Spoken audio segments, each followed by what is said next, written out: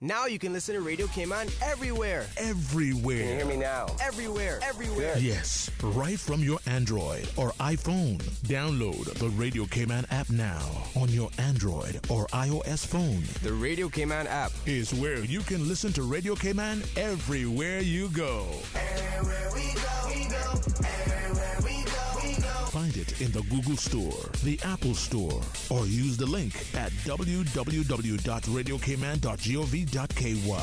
Yes, now you can listen to Radio Cayman everywhere. Talk Today is brought to you by Subway, open 24 hours in Countryside, Anderson Square in Georgetown, and Centennial Towers in West Bay. And by the Ministry of District Administration, Tourism and Transport. Explore your history, explore your land, explore your sister islands. And Savannah Pharmacy in Countryside Shopping Village, convenient opening hours including Sundays and holidays. And Royal Fidelity Bank and Trust, money at work. Oh, I think they're doing a great job. A lot of them are. Good afternoon, Dwayne. How are you? Not too bad, sir. Ladies and gentlemen, Radio Cayman's Talk Today with Sterling Dwayne Ebanks. But I do have some questions. There are more questions than answers. Radio Cayman's Talk Today. If you're ready to talk, we're willing to listen. Well, I really enjoy this program today. Cayman Islands' foremost listeners participation program. May God bless every person.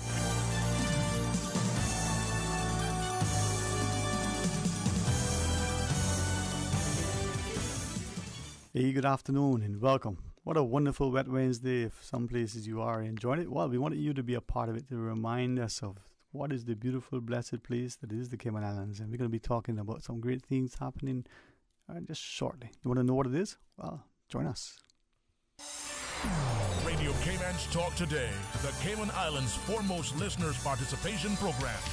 We ask our listeners to avoid statements or comments which are abusive, derogatory, malicious, or defamatory. Do not use any indecent language or make any statement which is false or misleading. Email talktoday@candw.ky or call 1-800-534-8255. Courtesy of Flow. Cayman's #1 network that connects you to your world like never before. Let your voice be heard.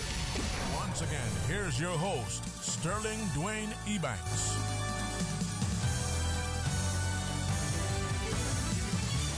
Hey, good afternoon. Welcome back, and thanks for joining us as we tell you about some things coming up next week. Honored to have in the studio Miss Natalie Urquhart and that ever-present, indomitable spirit of Colin Lumsden.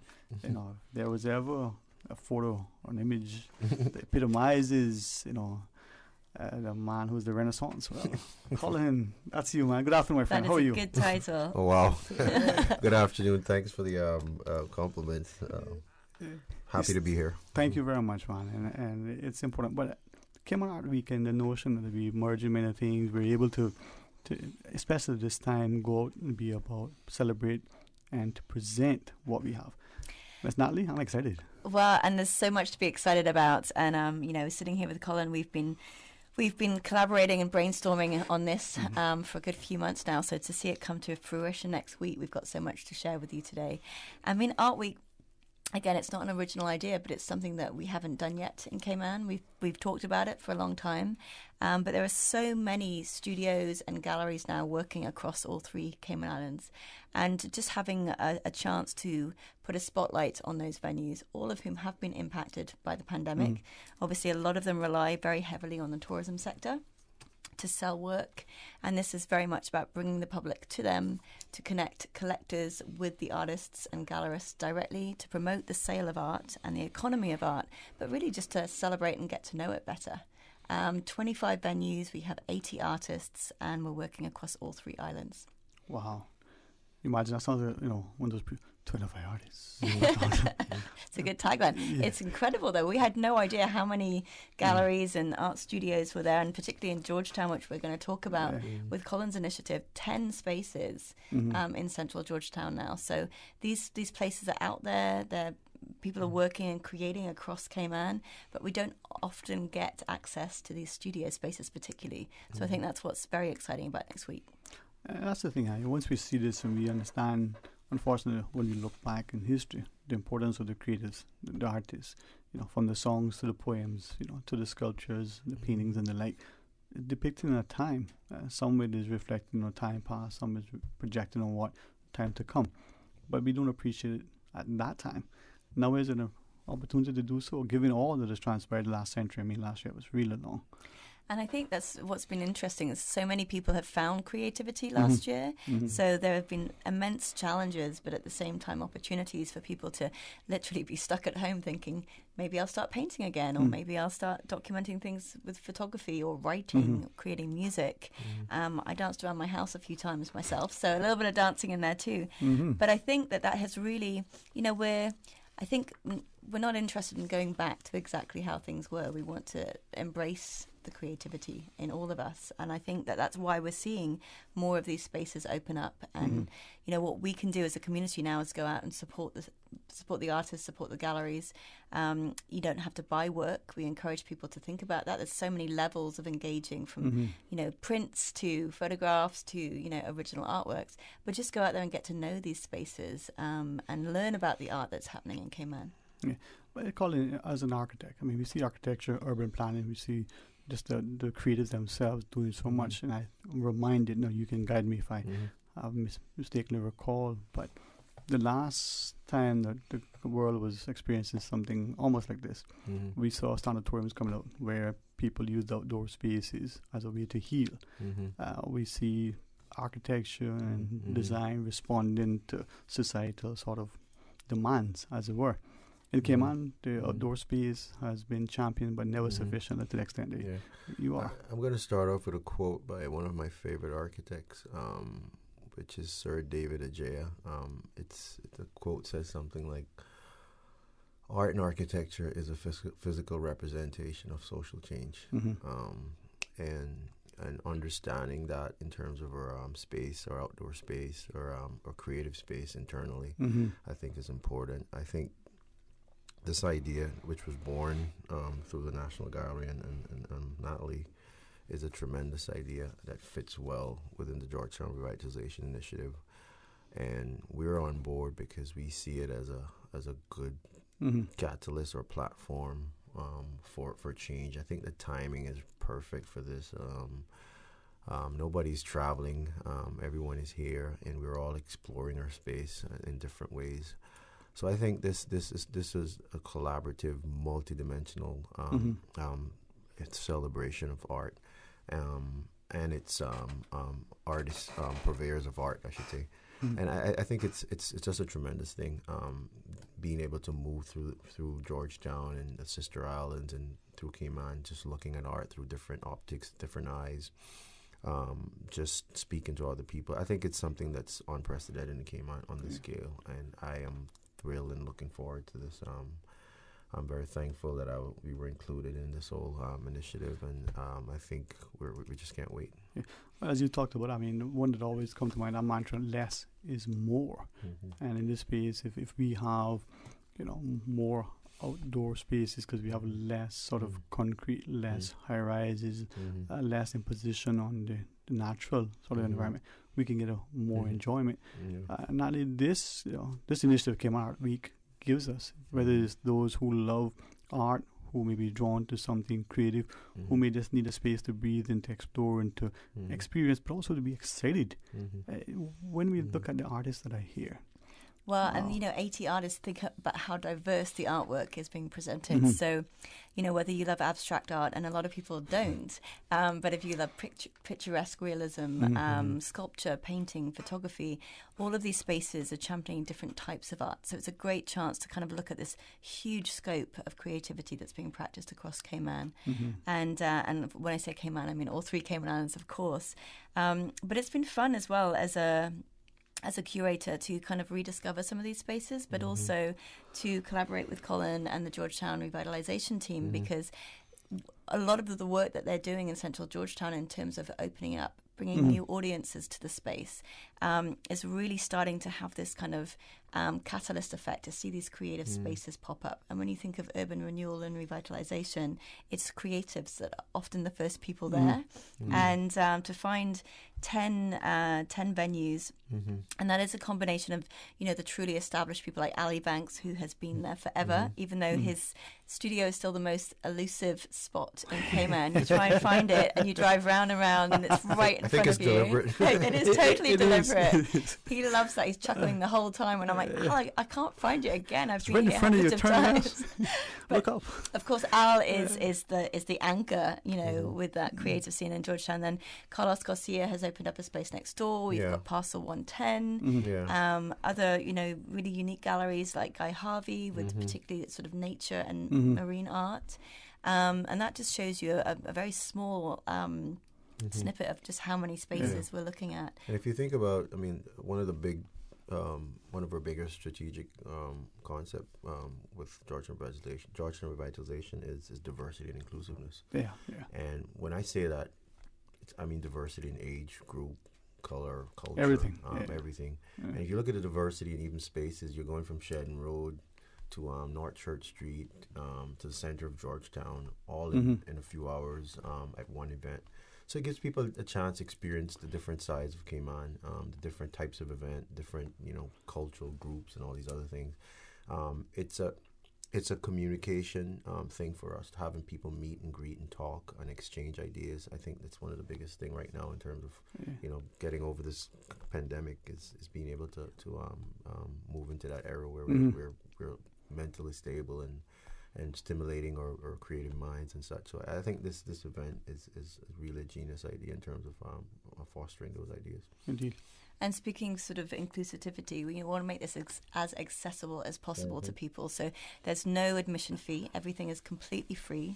The individual gallery spaces and studios are supporting their own events. But then there is going to be a large event in central Georgetown for the Friday evening, Collins Art in the City event, with music and food in Hero Square.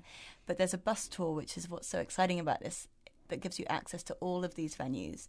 So you can use this free bus to hop on, hop off throughout the evening, and it has the 10 stops, and you can pick it up at any point. It'll rotate probably about every 20 minutes. And that makes the whole thing very, very easy to navigate. So it doesn't mean you have to move your car across Georgetown and find parking over here. It's been designed specifically to make it easy and really fun. You can learn about the next venue on the bus. There will be someone speaking about what's coming up next. So there's a little bit of education opportunity there as well. All right. Well, after the break, Colin, if we could invite you, I know you have like many of our civil servants, there's an incredibly hectic schedule. I don't know how you fit, the 8 hours of a day into the 24 that we all have, but thank you for the work you do. Maybe we can talk about that when we come back from the break and get people a chance to preview what is going to be happening next week. So for those who are listening, it's not just a Cayman Art Week, art in the city, but the whole idea that we have a beautiful place that we need to celebrate, share, enjoy, and appreciate. Stay tuned for Talk Today. A caring and community spirit, cherished family and cultural values. These are some of the things that still embodies the Caymanian way of life in the Eastern Districts today. Savannah Pharmacy, your neighborhood pharmacy, located in Countryside Shopping Village, is delighted to offer products and services of real value. Whether it's catering to your family's medical needs or carrying apparel, gifts, and beauty products, Savannah Pharmacy provides you with more than just prescriptions. Remember, they're always just around the corner with everything your family needs and convenient opening hours, including Sundays and holidays. Savannah Pharmacy. For more information, call 946-3336. Things just got a bit hotter on Island. Come in today and order the new spicy Korean subs at Subway. They're sweet, spicy, and especially satisfying. Stop in and try the pulled pork with spicy Korean sauce, or the chicken with spicy Korean sauce. And you can message WhatsApp at 929-4658. Order online or use Let's Eat or the Bento app. The spicy Korean subs at Subway in 2 flavors, extra saucy and extra spicy. Subway, eat fresh. The HSA Specialist Clinic has relocated to a new, modern, state-of-the-art facility at Smith Road Center to offer you a better patient experience. Receive care from top specialists in chiropractic, complementary and alternative medicine, neurology, ENT, urology, pain management, and more. Our orthopedic and telemedicine clinics remain at the Cayman Islands Hospital campus. Please remember to bring your own face mask when visiting any HSA location. Visit our website, hsa.ky, to learn more. At the HSA, you matter to us. Did you know about UCCI's Back to Uni giveaway? Up to $2,000 in prizes are being given away. Serious? How can I win? Easy. Just register early for fall classes and you'll be entered to win in one of UCCI's weekly giveaways. Maybe you'll get lucky and win one of the top 3 prizes, your choice of an iPad or a laptop computer. Cool. I'm going online to register now. Students can register online, make an in-person appointment, or drop in at UCCI. Visit ucci.edu.ky for more information on UCCI's Back to Uni giveaway. Celebrate Cayman is taking the Cayman Islands Seafarers Registry to local communities every Thursday from 4 to 7 p.m. until 5th August. Come out for a fun, family-friendly evening to learn about the Seafarers Registry, access complimentary health and wellness checks, share seafaring stories in the memory booth, enjoy seafaring-themed activities, socialize with seafarers, and more. The Celebrate Cayman Seafarers Registry Roadshow happening every Thursday from 4 to 7 p.m. until 5th August. Visit celebratecayman.ky for schedule and info. The Cayman Islands Seafarers Registry, Celebrate Cayman, the Lions Club of Grand Cayman, and the Department of Children and Family Services will be visiting the East End Civic Center on Thursday, the 1st of July. Talk today. But I do have some questions. Talk today. Cayman Islands' foremost listeners participation program. Talk today. Because there are more questions than answers. What the public is saying. Waiting to take your calls right now. Sterling Dwayne Ebanks.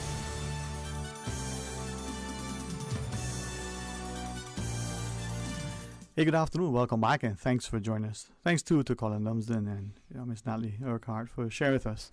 And maybe as we go through Cayman Art Week in Art in the City and remind people, it's about enjoying what is the Cayman Islands. It's about appreciating and recognizing that even despite whatever, the political pundits and whatever is transpiring globally and locally, we have a beautiful place that we've always been able to access. Art is around us. Art inspires us.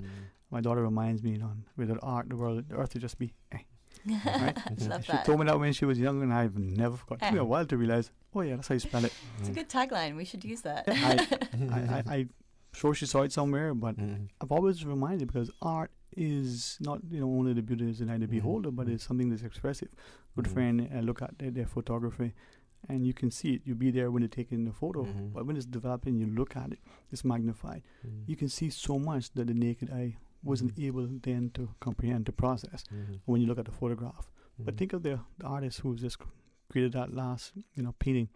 I love both Gordon Solomon and Randy Chalette's work, Ray Bankers and the like. We have so much talent here. We do, and talking about the beauty of Cayman, artists are reflecting that beauty in their work, and some of them are being even more sort of engaged and critical and causing us to challenge and rethink the way that we live, which is exciting as well. Like the Cayman Islands Biennial has some really very topical works in that show too, which will be on display throughout Art Week as well. And I think it's really just designed to celebrate each of those artists and to thank them, to bring visibility to the spaces that, really need it right now, but also just to have this moment of creative celebration across Cayman. So, and it really is across Cayman, as we mentioned. So there's a different night each week in Art Week, starting on, we have a preview event on the Tuesday evening, because we ran out of nights, because there were so many people that wanted to get involved. So Tuesday evening preview is at Calypso Grill in West Bay, and they have 6 West Bay-based artists creating an exhibition called The Haunting Grounds. And again, this is all open to the public with no admission. But the main events really kick off on Thursday, Friday, and Saturday. So Thursday we'll be looking at the 7 Mile Beach area with about 6 venues, again with this bus tour from 5 till 8, and we'll talk about that a bit more in detail in a little bit. Friday night, obviously, is the Art in the City event, which is the largest of all of our tours because of how many creative spaces there are now in Georgetown. And then Saturday, we're going up to the Eastern Districts to visit studios in Pedro's, in Bodentown, and Breakers, before weaving back to Industrial Park, which has 2 or 3 really exciting art spaces now in Industrial Park as well. And of course, that doesn't even start with talking about the sister islands. Gordon Solomon, as you referenced, has his studio open across all 4 days for various events. Meet the artist. He's doing a community workshop to create a collaborative piece of artwork. And then in Little Cayman, the Little Cayman Museum is hosting the National Gallery's Biennial, and a pop-up exhibition, which is an exhibition that's been created just for this moment by artist Debbie Trucken. So it really is, there's a lot of moving parts to this event. We always hear these pop-ups, and I know that in this particular time, there's some words that I never knew existed, words that have a different meaning than it did when I was, had hair. So a pop-up. Hey. I have photos. So what is a pop-up when you hear? I mean, pop-up food, pop-up art, pop-up. Yeah, it's just this idea of something that's happening in a temporary space, temporary moment. So rather than, we have 9 art galleries that are all established galleries that work out of their spaces, and each of those represent multiple artists. A pop-up, the pop-ups for this particular project are being created specifically for Art Week by artists themselves, and they're creating these temporary exhibitions to showcase the work of many artists. 2 of the very exciting pop-ups are happening, actually more than that. There's 3 or 4 pop-ups in Georgetown now. The word has spread. But Avril Ward has a gallery called A Ward Art, and she doesn't have a physical space that exists permanently, but she does these temporary exhibitions. And I think that's been very exciting in Georgetown because of all of the revitalization and real estate. We're working with Monaco Towers, which is a newly opened revitalized building. Beautiful spaces for art. So there's 2 pop-up exhibitions. So really we're talking about a temporary exhibition that will only exist for the week of Art Week. Wow. Awesome. To think about it, I mean, we can travel for those who remember what that was like, following last century. There are big metropolitan areas, whether we were university students or we were traveling on, and whether it was, for the week or for the day, whether it's, the museums that exist. These are things that we would normally see or expected to be funded and heavily subscribed by those larger populations over there. But we have it here at a grand scale, very, very, very comparable to what you would see there, if not better. Yeah. Well, the size of the community here, it's remarkable how much creativity there is. It's a good point of interest, doing what you said. I think for us in GTRA, art is so important to the redevelopment and revitalizing of Georgetown. Just think from a physical standpoint, what it represents, and also, just supporting your community. I think one of the biggest things with this is the fact that we're supporting artists, which oftentimes doesn't get the support that they truly deserve based on what they do. So this event is to celebrate them, but also we're using art to celebrate spaces and other physical things. So there's a duality about it that I love and enjoy. It's kind of like a win-win situation for everybody. And I think if you think of Al's studio and Carlos' studio and Shedden Road, what it has done, I drive by there every Friday, and I'm so excited for Shedden Road because it's always been like a little, a little hot spot, and it's a traditional area also.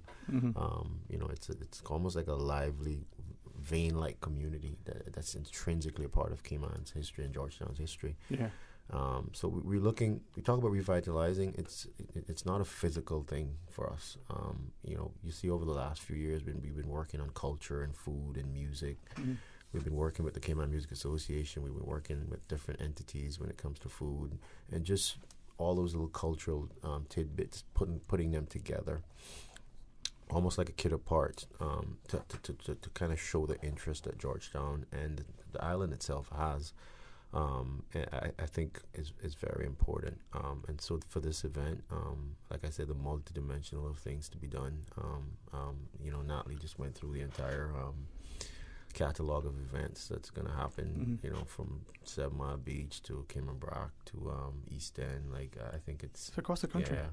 And as I listen to you, man, awesome. This is not, esoteric. This is not surreal. I mean, Shedden Road, if we think back to the early days of even shopping, and you had the Mary's, the Kirk Plaza, you go up to Mr. Shirley. Music Factory. And that's even later on, right? But if you think of it, and Funkatangs has been there for 1,000 years. I used to use my pocket money in there when I was very little. You too, huh? Buy cassette tapes. Cassette tapes? I mean, a lot of money. and those are the things. And as I listen to that, I'm realizing that we are missing so much, right? When we used to see tourists walking that way, we go, they're lost. No, they're smart. They're not lost. They're searching. They're smart, right? They know what it is. Yeah. I'm asking ourselves to consider. Mr. Steve McField shared one time way back when, the group of men in the community primarily would gather on the Guinness tree in that same area, and that's where the lively, informative, engaging conversations would take place. Right? Sometimes they can get a bit involved, right? And some judge probably insensitive to the cultural nuances. Orders are treated to be chopped down. Probably not unlike we did in the past when people, because of their color or ethnicity, did have no value, so we asked them to be cut down as well. But what has been lost as a result of losing that tree? What was the potential impact of the conversations that emanate from under that tree to the spaces now, the physical spaces where the artists would, put something on the wall, or the conversations of the poetry. Well, they're gathering spaces, aren't they? Yeah. It's the space to gather and as you said, share ideas that you might not agree with, but we need those conversations and dialogues, and I think that's what you've been doing in the last few years, is bringing that back to town. That's it. I think that Natalie in the National Gallery does that. One of the best component or platform for instilling pride is to have community gathering. Okay, that's it. People need to talk, exchange ideas. When you leave an event of this nature, you feel a certain way when you go home to sleep that night. You feel empowered. You feel like, wow, I had a good time. Like whether it's subliminally or fulfillment. Yeah, that's what we want. That's what we aim for. The diversity of ages and cultures, and the young and the old, the kids playing with the grandmas. These are like snapshots of what we expect to see. That's it. On an event like this. So I have to give credit to everyone that's involved. I know, Colin, you have an engaging schedule. We do have a caller, and as we go to the phones, if you, I think of Mr. Roy Borden's, The Gathering of Old Men. The same thing that shaped his writings today because of the stories that were told then. He said it wasn't 1,000 years ago, but you know what? 1,000 years from now, we can still reflect on it. Let's go to the phones. Hey, good afternoon. Welcome. Thanks for calling. Hello? Hi, how are you, Mom? I'm fine, and you? I don't know if this suits what you guys talking about. But I have a question. I say from a long time I've been getting on talk show and ask that. I don't know if they're familiar. I call it a little park right in Kedden Road there, between in front of where we used to call Shirley Old Shop. Shirley McField's, yeah, In the road there. Who's in charge of that? Because that is ridiculous. That got leaves and it got all kind of bottle and pans and food container and thing. I cost it 2 days, and I mean, there's not much tourists on the island and thing now, but that is ridiculous. I mean, whoever in charge of that need to clean that up, because that is, and I think they got some names or something up on one thing, then they got 2 little benches, but that is ridiculous. Okay. Yeah. I Dr. Roy Drive as the enter. Ponciana. Yeah. Bamboo thing, I call them. That is bad. There's something about revitalizing. Well, they need to, because to me that's a disgrace. That need to clean up. Okay. My back wasn't broke. I would carry my rake and take out, then rake it up, because that gets on my nerves when I see that person. So whoever in charge of that need to maybe try to get somebody to clean that up. Okay. Thanks very much. And that's the pride I think we as. Thank you very much, Mom. Thank you very much, Mom. Thank you. And a good suggestion. I think, Colin, those are the things you're talking about, the little things, but that's us as a community. As this lady is saying, she would go do it, but for the physical ailment at present. And that's what the community has done in the past. We don't wait, we act. Yeah, I mean, thank her for that. And sometimes these things slip by you. Sometimes I think it's good when you have community involvement. If somebody sees something that needs to be done, report it. And so I think I applaud her for that. It's something that we'll look into. I know it's going to be addressed now, and it's thing. Now I'm always mindful that we have a commercial break. I'm so glad that we have a phenomenal sales team and advertisers that understand that we reach almost everybody, in this country. And I don't say that to boast; it's just the fact. Mr. Lumsden, your seat is always warm for you whenever you wish to remain, but you have to get back. You want to stay with us, or you think you need to head out as you share? It's a good company, huh? Stay one more segment. Stay one more segment. Perfect. See, we're inspiring ourselves right now, right? There you go, man. There you go. But that means 15 minutes now. It means 5 hours later. All right, let's pause and take a short break, and when we come back, we got a couple of calls to take as well. Stay tuned for Talk Today.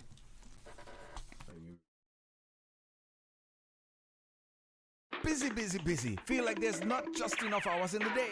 Savannah Pharmacy, service to make your life easier. Now you can WhatsApp your prescription order to 929-5045. And pickup is just around the corner with everything your family needs and convenient opening hours including Sundays and holidays. WhatsApp your prescription order to 929-5045. Savannah Pharmacy, wholesome values with modern conveniences.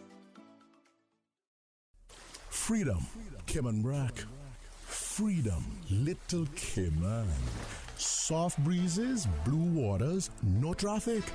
Unwind and rejuvenate your mind, body, and soul. Sister Island Staycations, a taste of freedom. Discover all that our sister islands have to offer.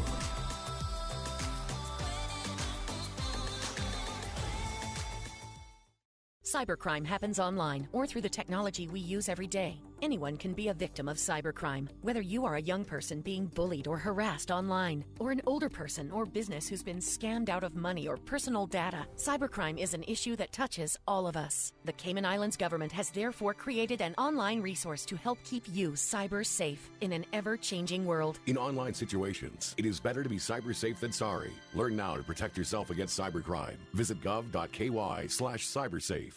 When I was growing up in Cayman, Sundays was always a big day for our family. Everyone would go to Granny's house for Sunday dinner after church. Even today, I can still smell the aroma of all the delicious food we used to eat, especially the hot, fresh baked bread smothered in butter, topped off with our favorite pan cheese. These days, I don't have enough time to cook and bake, but I do my best to carry on the Sunday tradition of family meals, and being able to get hot, fresh bread with no preservatives or additives from Caribbean Bakery is a big help for me. Shh, don't tell them, they still think I baked it. Caribbean Bakery, now delivering every Sunday to McGrath's grocery store in Eastern Avenue and Marina Drive. Caribbean Bakery, made Cayman fresh.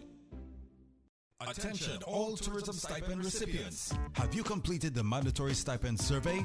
This survey is required for all recipients and must be completed by this Friday, 2nd July 2021. Visit stipend.ourcayman.ky today to complete the short survey. Remember, it is mandatory, so visit stipend.ourcayman.ky today. Any questions? Email the tourism stipend team at stipend@caymanislands.ky. Talk today. But I do have some questions. Talk today. Cayman Islands' foremost listeners participation program. Talk today. Because there are more questions than answers. What the public is saying. Waiting to take your calls right now. Sterling Dwayne Ebanks.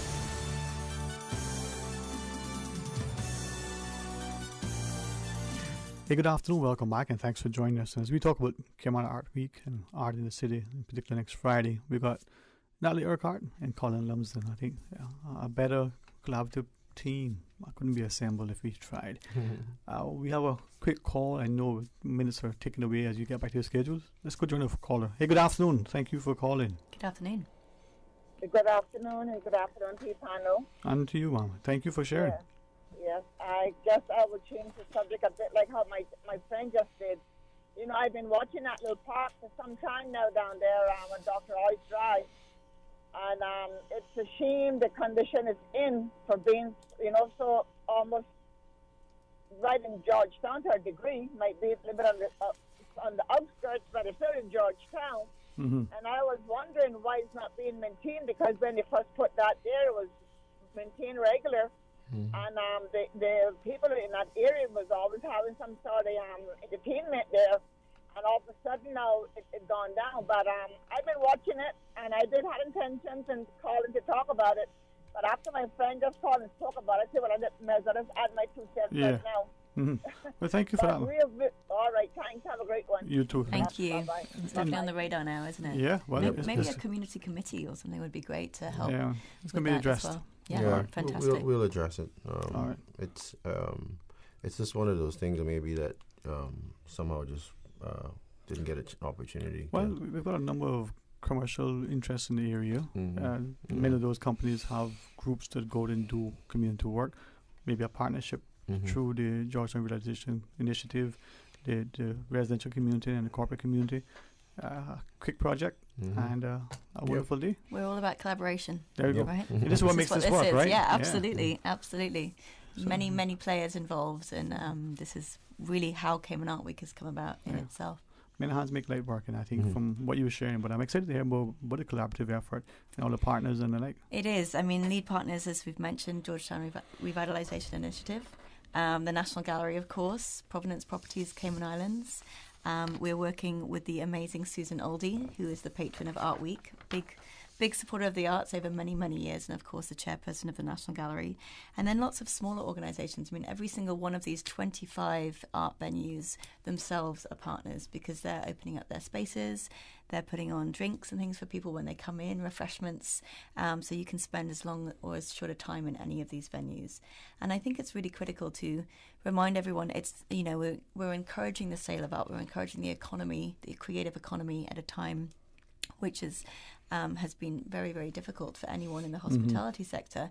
But it's not about that uniquely. It's everybody is welcome to go in and meet the gallerists, meet the artists creating in their studios, learn about what they're doing. And it's a great sort of way in, as we said earlier on, to seeing a huge scale of artwork. So you might not even know you like art right now, or you might not know which art you are drawn to, or maybe want to create yourself. But this is a great kind of survey to see an enormous amount of different types of art over 3 evenings in July. Yeah, I think I'm looking forward to it. I think it speaks much to what we are and what we can be if we have that collaborative effort and be respectful of what is here. And who knows what will inspire that person now who's spending her day, standing at her desk constantly working, but the creative mind wants to do something else, but the bills have to be paid.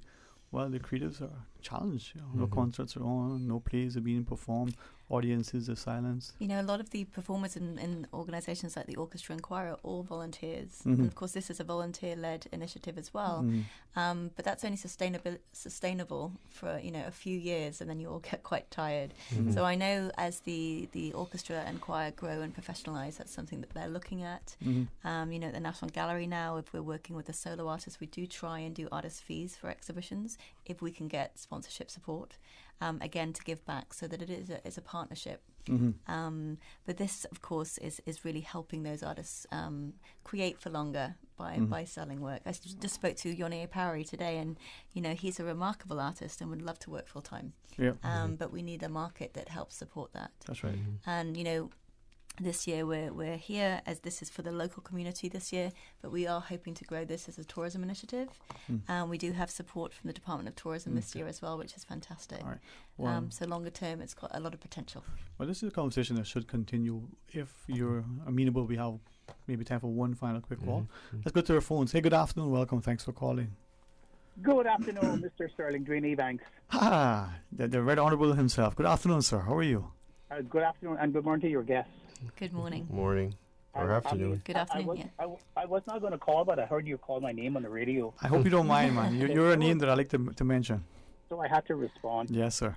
And so one of the things that I find is that there are so many people here that recognizes that we have a culture that's probably different from many other jurisdictions, so many other countries, other people's cultures, and so because it's so different from the others, people don't recognize it, and some people say we have no culture at all, and they don't respect what we say is our culture. For instance, you mentioned about the tree. That was one of the largest tree, if not the largest tree in Georgetown. It was called the Tamarind tree, and it was situated in a place called the Old Yard. That was a place where seamen came home. They brought marbles, buckets of marbles, where people played. They played marbles, where it was a sort of an outlet for the community, where people went to gossip, where people went to play, where people went to do a lot of things, where they would play music, and especially after the march, Christmas Eve, it was one of the venues where the marchers all met to share up their booty, their rum, and whatever they got and to have a good time. And then we had policemen coming from other jurisdictions, and they were going up there, and they saw people gathering, and then they started arresting people, like for loitering, for gathering, and then it got into the courts where the judge said, well, where was this crime coming? Oh, at the old yard, under the tamarind tree. And he ordered the tamarind tree to be cut down. And our president and our leaders then didn't stand up for that. You know, because there's so many people who would rather who would rather stay on their knees and beg for mercy and beg for recognition instead of standing up and dying on their feet. And the problem we have with Georgetown, they have destroyed so many things in Georgetown, and so the site that the callers are talking about, that it doesn't disturb me, but doesn't surprise me, because all they did in 2003 with the centennial celebration was to make a few sites here, make a few there, but they forgot about them after that year. There was nothing doing in 2004 and 5 and 6 up to today. And the problem is that even in my own family, we had one of the most beautiful homes in Cayman, up in Maryland. We had one of those beautiful Caymanian house with a gingerbread surrounded it, and the wraparound porch all around. Beautiful home. It and my aunt daughter, who was married to some foreign guy, came and said he was going to put a shop on it. And lo and behold, he tore all of the veranda away, tore all the stuff down. You remember Frank McPhail, Dr. Frank McPhail, and his friend, the great Cayman artist, Bendel Hydes. Bendel Hydes had a gallery there. Yep. That's where Bendel had his first gallery there, and it was such a beautiful place. And even me, when I go on Mary Street now, I don't even recognize the street because they tore it down. They tear down everything that represent us. Yeah. You know, I live in one of the most beautiful cities in the world, in Vancouver, British Columbia. I spent 19 years there, and we had, when they were revitalizing the city, they hired an urban architect called Master Erickson, and he revitalized the city, and that led me when I was at the university to take things like courses like urban geography and all that kind of stuff to understand how cities work and how people blend their cultures. In Vancouver, they even have a clown's court. They have a guy who's the city's clown. They have his court, and he goes around the city making fun and gesturing people, and he has a place where people can come and he presides. They have a place where you can go and you can sit and listen to symphony music in the daytime. You can go and listen to a rock band. You can go and listen to all this. All this is paid by the city. All this is paid by the city to make life more livable. And Cayman, it seems to me that they tear down everything and they put up a parking lot. They put up a parking lot. All of the cultural places now are filled with concrete or with blacktop. And there are no markers to say this is where something happened. There are no markers to say on this place where Mr. Gorin lived. On Gorin Avenue, this is where Mr. Gorin lived. Cayman Icon. There's nothing. For instance, there's the old parlor across from the Royal Bank on Shane Road. People don't even know what that building was. That was the only place that you could go in those days to listen to music or to buy ice cream or to buy ice. And things like this and whatnot. People just don't care. Electricity. And people just don't care because a lot of people come here and they say, "Oh, what a great island! What a great place!" And then they transform from it to similar to the place that they come from. Yes, sir.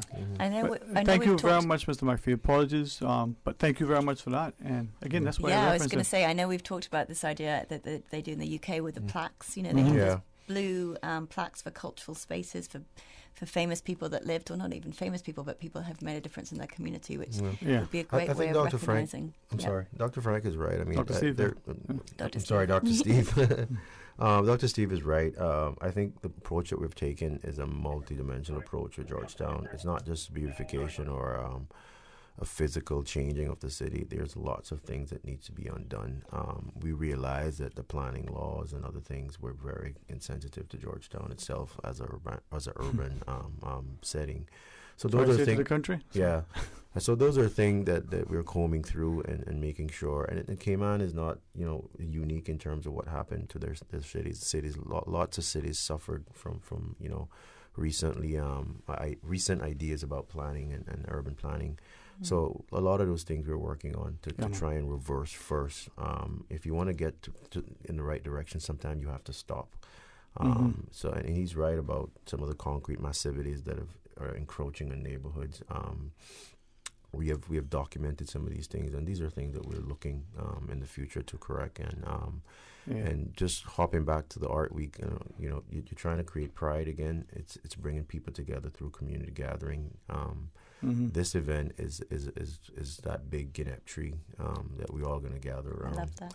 And I think those ideas of coming together in backyards and having fun and discussing topical issues and exchanging ideas and all this other stuff, even through commerce, selling stuff and selling merchandise and food and other things. I think these are strictly a part of what Georgetown Revitalization stands for and what we're going to do. Indeed. And it's not just going to happen in the center of Georgetown. It's going to happen in all parts of Georgetown. So I think it's a good annotation of what has happened in the city, and it's a lot more than people think sometimes, and not everything we're going to be able to address. But I think, step by step with functions such as this, I think we could start addressing those things. And we do need to talk about how to connect, right? So we have a website, caymanartweek.com. And that shows you how you can register for these events. So you can register for the Thursday, which is the Sedmar Beach West Bay. The Friday night is the Georgetown evening that we've spoken about. And then, of course, Saturday, making sure that we get people on those buses to go up to the Eastern Districts to meet so many of the artists up there too. So just jump on caymanartweek.com events and you'll see the registration buttons. It is completely free, but of course registration helps us figure out those numbers and how many buses we're going to need. Hopefully lots of buses. Indeed, man. Together, man. Invitation was always there to talk about it. I've been a champion for this, and I'm hoping that we can love art. We love coming to talk to you about art as well, because we have great synergy there. There you go, man. Thank you very much for having us. I really enjoyed it. And publicly, thank you for extending your time. I know your schedule is busy, but thank you for that. I was very, very grateful. Of course, Ms. Natalie, always. Anytime. Yes. I've always got something to talk about. Yes. Well, thank you for having us. Next week, we'll remind you, but caymanartweek.com. Get a chance to look at it, register, be a part of it. When we come back, join us. We've invited, the wise man from the East. You want to know who it is? Renwick Conley going to sit in the studio. Looking forward to what he has to share. Stay tuned for Talk Today. You are listening to Radio Cayman, the voice of the Cayman Islands. Today's biggest news. Radio Cayman. Your voice, your choice. Local, regional, international. This is Headlines from Radio Cayman's newsroom. Today's biggest news. With your latest headlines, I'm Felicia Rankin-Solins. As Constitution Weekend approaches, Royal Cayman Islands Police Service officers will continue Operation Quaker. The RCIPS is aware there are several major sporting events scheduled for the weekend, including the UEFA Euro Cup matches, and remind the public that there will be increased police presence on the roads. In international news, many people have died in Canada amid an unprecedented heat wave that has smashed temperature records. Police in the Vancouver area have responded to more than 130 sudden deaths since Friday. Most were elderly or had underlying health conditions, with heat often a contributing factor.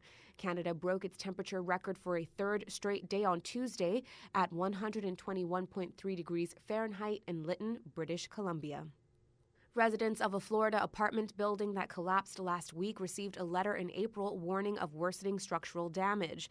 The letter, obtained and reported by U.S. media, was sent by the president of the Apartment Blocks Building Association.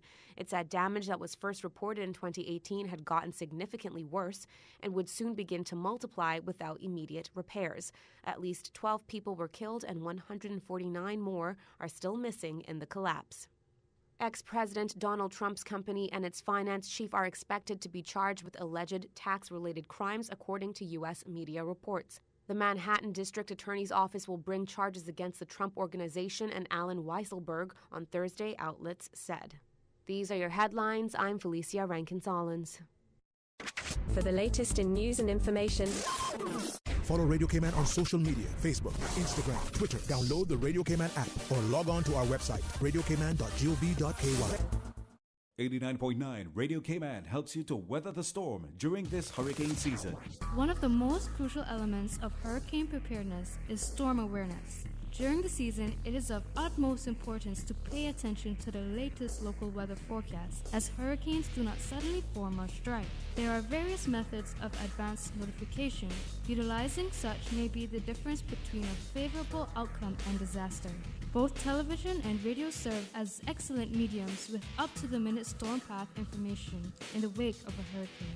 Another method of tracking a hurricane may be only arm's length away. Your smartphone or tablet can be your most valuable tool before, during, and after a storm, providing countless numbers of apps with crucial hurricane information. Many apps allow you to track storms with moving radar and satellite imagery, plus offer alerts, current conditions, forecasts, advisories, and even video. This hurricane preparedness tip was brought to you by your community radio station, Radio Cayman 89.9 FM. Talk today. But I do have some questions. Talk today. Cayman Islands' foremost listeners participation program. Talk today. Because there are more questions than answers. What the public is saying. Waiting to take your calls right now. Sterling Dwayne Ebanks.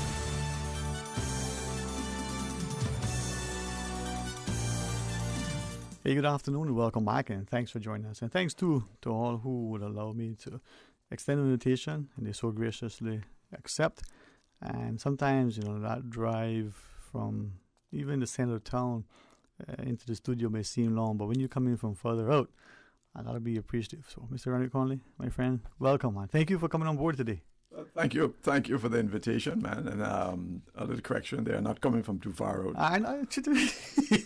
I can make it sound good, I'm original from East End, that's true. I wear that proudly. But right now I reside in town, and that was at the, I should say, the coercion of my wife. Yep. She was a town girl, and she didn't want to live in East End. And so, marriage is a compromise. Is that what it is, huh? It works better if you make the ladies then make the important decisions, at least what they think is important to them. At least what they Yeah. Between the two of us, never get in trouble, because a friend sent me a picture this morning as an image. One was a wedding ring, one was a bullet. Yeah. He says, one will end your life, the other is a bullet. Yeah. Yeah. He said, if you're brave, say that. Yeah. But you are right, and I'm glad that you started off with that, because I think that's one of the things, and I like you, we share our heritage, not just where we're born and raised, but a love for our country. Sure. And you can move us from many places.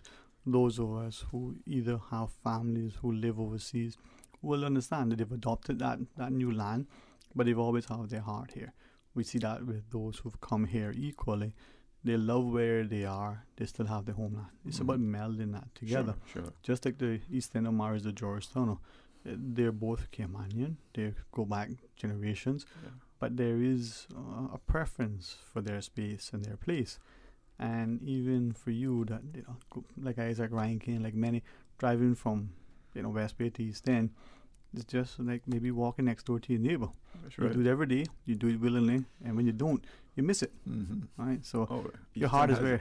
Yeah, Easton has its special charm. I guess like West Bay has its special charm for you. Yeah. Oh yeah. I got everyone in Easton. Literally, is my family. Yep. Yeah. I know. Literally. I tell you, man, and that's the beautiful part. And that's why I think, as you were here this afternoon, we can have a chance to chat and to realize that the face, the political face, the economic face, the societal face of Cayman is changing. The questions that we need to ask: to what extent are we driving those changes?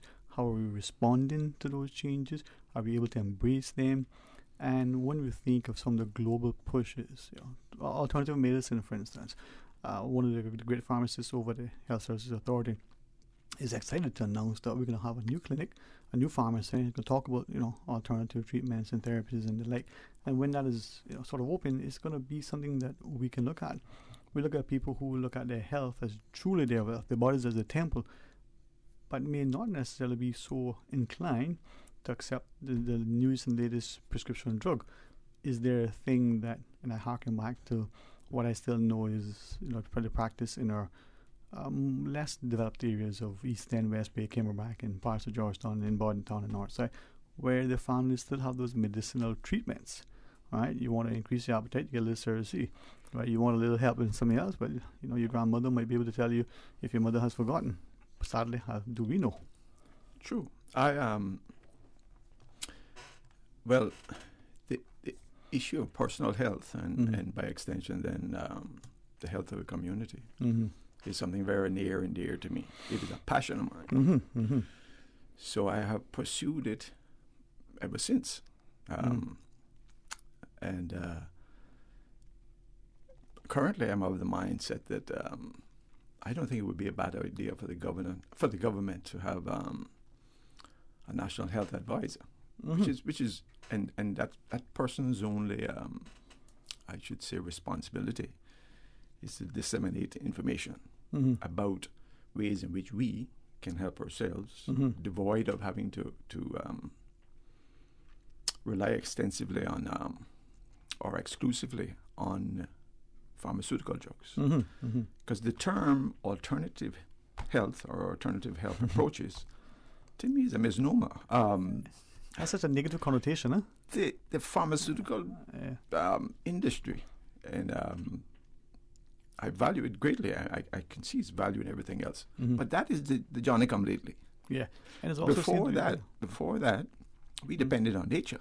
And if we didn't walk hand in hand with nature, then nature had a way of disciplining us. So, and the older people, the thing is, ingenuity comes about from hardship or from challenges, you see. So if you don't have a pill in your cabinet, then you need to learn about the plants outside. Either by I should say conscious action or subconscious action, because out of desperation maybe somebody had to say, well, I wonder if this bush is good and boil it. Well, growing up in East End, everybody's yard had, I guess, I presume, same thing in West Bay.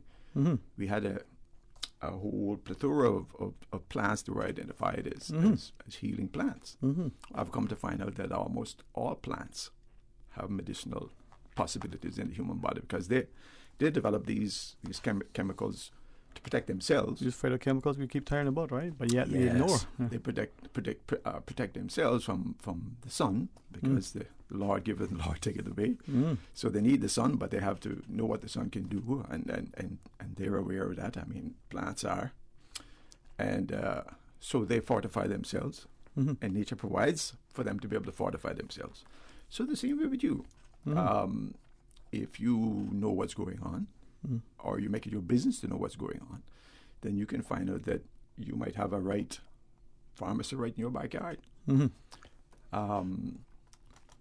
And that's what I've been pursuing. And unfortunately, some of the most, I should say, medically active or valuable plants have been, subject to law and order.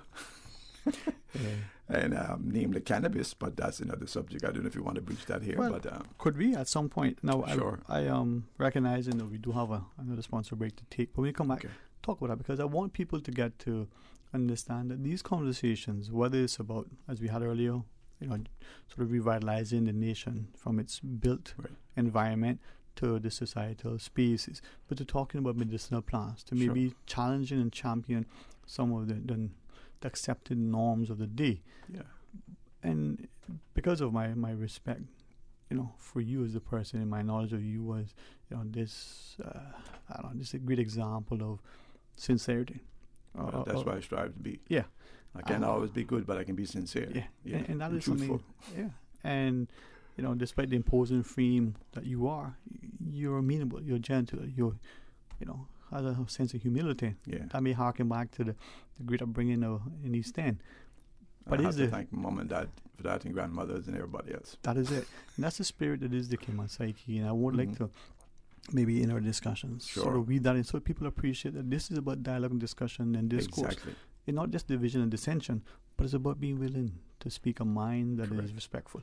Let's get into that. For those who are listening, when Conley sits with us, we may not solve all the world's problems, but man, we could get 99%. We're going to talk about that. Right. Stay tuned for Talk Today. Radio Cayman is pleased to feature this special Sister Islands historical vignette, brought to you by the Ministry of Tourism and Transport. Explore your history, Explore your land. Explore your sister islands. Avernale Zini Foster Scott, 1915 to 2001. Miss Zini was born on Cayman Brac to Captain Bertie and Huldah Foster, the eldest of 7 children. From a young age, she helped her parents rear her younger siblings. In 1933, she married Captain Clyde Scott. Together, Miss Zini and Captain Clyde, along with their 9 children, raised cattle and crops, exported coconuts and thatch rope, owned and operated a general store, gasoline pump, and soft drink bottling plant, and were pioneers in the heavy equipment business, having established Scott Development Company in 1964. Although she had only a primary education, her natural leadership, business acumen, integrity, honesty, and ambition made her one of Cayman Brac's most successful women. Miss Zini worked in her office and until her early 80s and continued to sign the company's checks until a few weeks before her death. She was recognized by the Cayman Islands Real Estate Brokers Association in 1995 and received the Distinguished Woman Award from the Minister of Women's Affairs in 1999. Shortly before her death, she was awarded the Certificate and Badge of Honor.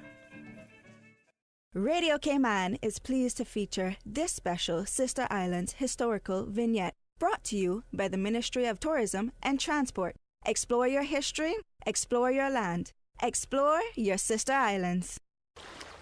Wouldn't it have been grand if you had purchased land 30 years ago? It may not be 2020, but a perfect vision has never been more clear. Cayman Brac and Little Cayman, poised for growth with an eye on the future. Your land, your history, your future. Discover all that our sister islands have to offer. Join the National Museum on Saturday, 3rd of July from 10 a.m. to 2 p.m. for their 5th annual mango season at the museum. Enjoy local food, a mango peeling competition, traditional artisans and vendors with mango products, and more. It all happens at the National Museum on the waterfront in Georgetown.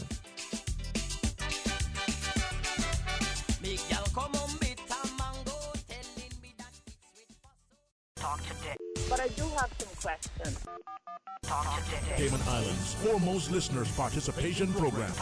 Because there are more questions than answers. What the public is saying. Waiting to take your calls right now. Sterling Dwayne Ebanks.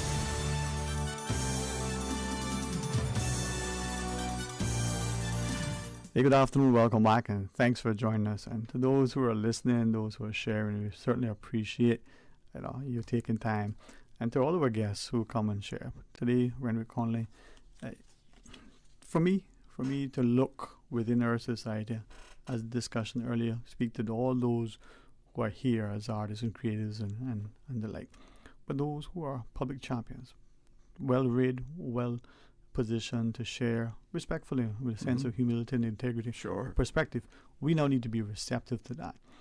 As we were sort of going into the break, we were talking about some things. I want to be guided by you because I think often, whether it's a conscious, deliberate, effort on our part, or whether it's an unfortunate, inadvertent, almost disrespectful approach, we look at the lands that we cleared to build our homes and our various buildings.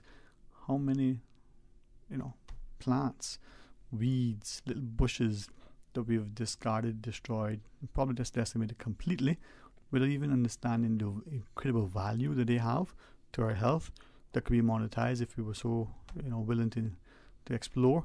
And because of that, we're losing so much that the ancients passed on to us, the ancestors has given us, and what now we're at the mercy of some supply. See, I'd like to interject right there. Yep. You see when you are self-sufficient, it's very hard then to gain great personal wealth. To gain great personal wealth, you need to exploit, and I don't use that in a bad way. Just use it because it's a concise terminology, right? Yeah. But you have to exploit. Some call it soft exploitation. That means the person you're exploiting is okay with it, going on with it because of what you're giving them. But in order to gain wealth, we have to make a sacrifice. We have to make a sacrifice with our integrity. Some people do that. You might have to change your mindset so you don't see yourself as being exploitive anymore. And you're going to have to give up some things. Normally your independence. Because even if it's wealth that you're getting, if it is somebody else that you're depending on to help you get it, then you've got to make a compromise there too. You've got to keep him happy somehow or another. So when we moved away from being self-sufficient, we didn't gain autonomy. We became more dependent. Because right now, if something happens to disrupt the food supply from America, we are out to sea without a paddle. Yeah. And once you commercialize the important things in life, like health and food, that is a slippery slope. Yeah. Okay. So we were encouraged by the lure of what Luca can buy, which is the simple things. The phone I brought in, the AC I left on at home, and that kind of stuff, which are not of existential importance to us. If so, nature would have given us AC up. It gives us sweat glands. You see what I'm saying? It gives us water. We're cool. Right. So we that's our air condition. Yeah. And if you're smart, then you utilize the trades and everything else. And I'm speaking from experience. Our house in East End never had any air condition. But it's cool, huh? It was cool all the time. You remember the rain, you would lock up, you never sweat it? Man. Because the houses were designed like that. And they were designed not based on aesthetics, or is this big enough, or is this to make a statement? Functional. Function, you see. Yeah. And if you stick with functionality, you live in harmony for the most part. What the architects are, form follows function, right? Right, with nature. Yep. And if you live in harmony with nature, then you're rewarded by nature. Yeah. So if you work for a living, and when I say work for a living, I don't really consider what I do working for a living. I sit down there and answer a radio, or I do a task. But it's not really working for a living. Working for a living means when I go and I till the soil, and I go and I get one fish for the day to feed my family. Yeah. If I commercialize that now, I take 50 fishes there because I got to sell these to make money. Because I can't eat without money because I stopped growing. I stopped. Whereas one yam could feed the whole neighborhood, and my uncles come home with this kind of thing. So I always keep that in the back of my head. If I have to make a decision and to give this up because of a higher principle, give up these amenities that we have, I can go back to the old ways. Believe it or not. You gain independence, but you lose. But you lose access to auxiliaries. You don't really lose anything, because if I think back, I wasn't sad because I didn't have anything. And you didn't know you were poor. No, because you weren't. Because I wasn't poor. Because abject poverty is created by economies. They're not created by nature. Never. That's a man-made something. If you have a famine in your area, or there's no rainfall in your area, then you are free, as the Almighty has bestowed upon us, to move to an area that can grow. But man put up a fence and say, you can't come here. He said, you can't come here without a license. You can't come here. And then he make laws to keep you out, and laws to protect his commercial this and that, and it complicates everything. And so people here, and you at the behest then, or at the influence of whoever's talking loudly. The mercy almost. Huh? Yes. But people who establish themselves as authority, or we give them that authority. I think it's worse than when we have government entities created to regulate, but somehow used as... That's the outcome of that. Yeah. You know, the regulation must come, because the people who gonna press for the regulation, is the people who see I can gain wealth. That's who press for regulation. Because most of the laws, and I'm open to challenge on this, but most of the laws I'm aware of are there to protect commerce. It's not to protect me from you. Because most people have an idea how that is. Your parents teach you, well, don't go hit the man in the face, or don't, or discuss your problem instead of taking up a gun. Anytime that don't happen, we see what happens despite what laws are there. Yeah, and who made the guns? I mean, not nature, right? Man. Right. So what I'm saying is, or what we call our morality, is not dependent on how much money we have in our pocket. It's dependent on how good a job your parents have done at teaching you how to keep inside the social mores of your community. The norms of the society. Yeah. And which are, do unto others as you do unto themselves, have them do to us. But is that the problem then, that we have somehow reinterpreted and now misapplied the golden rule? It seems to be do unto others before do unto you. He who has the most gold, or who has the biggest gun, But you see, again, that's a slippery slope, you see. Mhm. You see, the intrinsic problem is mankind's inability to be satisfied. So what we're dealing with is unfortunately the reality. Mm. I'm just standing away from that reality and calling it what it is. Mhm. I'm part of that as much as you are. Mhm. But the root problem is if we lose our consciousness about this fact. Consciousness. Yeah, that what is driving us is this thing that makes us different anyway, Mhm. which is we are never satisfied as a block with the status quo. We never are. Yeah. That's Okay. humans. We come out naked, and the first thing our parents do is put clothes on us. We change our appearance. We cut our hair. I mean, all the other animals in the universe are contented with the way they come here, with how long might it bring them, except mankind. Yeah. We are never satisfied. And so there was always a push somewhere. Now what drives us for? Something drives Okay. us, yeah. And the rest of us then, well, the more forceful will take the lead, and the rest of us either follow willingly, or are coerced, or are mandated. Or pushed out of the way, yeah. Or run over. Yeah. Yeah, man. But as I listen to you, I'm thinking then that it is for the society to reestablish what is important. Or if it has something, go back to the Cayman that we grew up in not that long ago and compare that to the Cayman that our parents talked about. Unfortunately, we highlight the negative. We're quick to call to complain, call to make some negative derogatory comment as opposed to compliment. We allow the imposition of certain things from external forces to maybe guide and direct. Maybe because of the money behind that's it. what it is. That's the incentive, you see. Mm. But then, as I listen to you, I'm thinking quickly to two things. In a former sort of world that I worked in and engaged, I had a client from Brazil, elderly gentleman. Many ways reminded me of my own father. You know, his callous hands, you know, big. I mean, just hands like my father's, right? A man who labored, who made great wealth. But despite, he was the age of my father, still very young, mentally, physically, everything is there. And he talked about plants, and that's what kept him. Despite his world of commerce, despite the amount of money that he may have made, the industry that he's been in, whatever, he still valued nature and practiced the old ways. I wish I spoke Portuguese. Yeah, I wish I could have, better. I could have communicated better with him. But just, the little I've learned, you can have these things if you do it in tandem with respect for your surroundings, the people, as well as the natural environment. And he shared plants that he would use for his skin, to drink, to do the things that we did. In some cases, we're probably forced to do because our parents say it mightn't taste good, but it's good for you. Right. And it was. Sure. As we go to the break, I'm also thinking of a show that a friend reminded me of. Some botanist in the UK did a show, and seemed like every second there was a quick disclaimer that or these are not regulated by the whatever the authority is. But all he did was here's a plant, you have it. Right. Here's another plant, and here are the things that you can do based on this. Now this is a trained professional. Right. At that time he was at one of the very recognizable schools in the UK that is said to be world class. Right.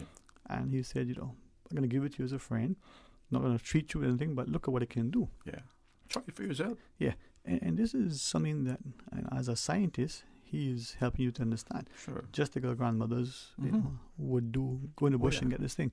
So maybe when we come back from the break, we can continue. We can talk about cannabis at some point. Sure. We can talk about the medicinal benefits of plants. We can look at the many things that are affecting us, but also whatever comes to mind, we just have a word on it. Our Just food pass supply. opinions here or share knowledge. Yeah. If you're listening, right, and I think one of the greatest things that we neglect and we are allowed to take from us is our independence of thought, our ability to reason, to rationalize, and to discuss, and the freedom that we have, and we should never allow to be abridged, is to speak publicly and share our view.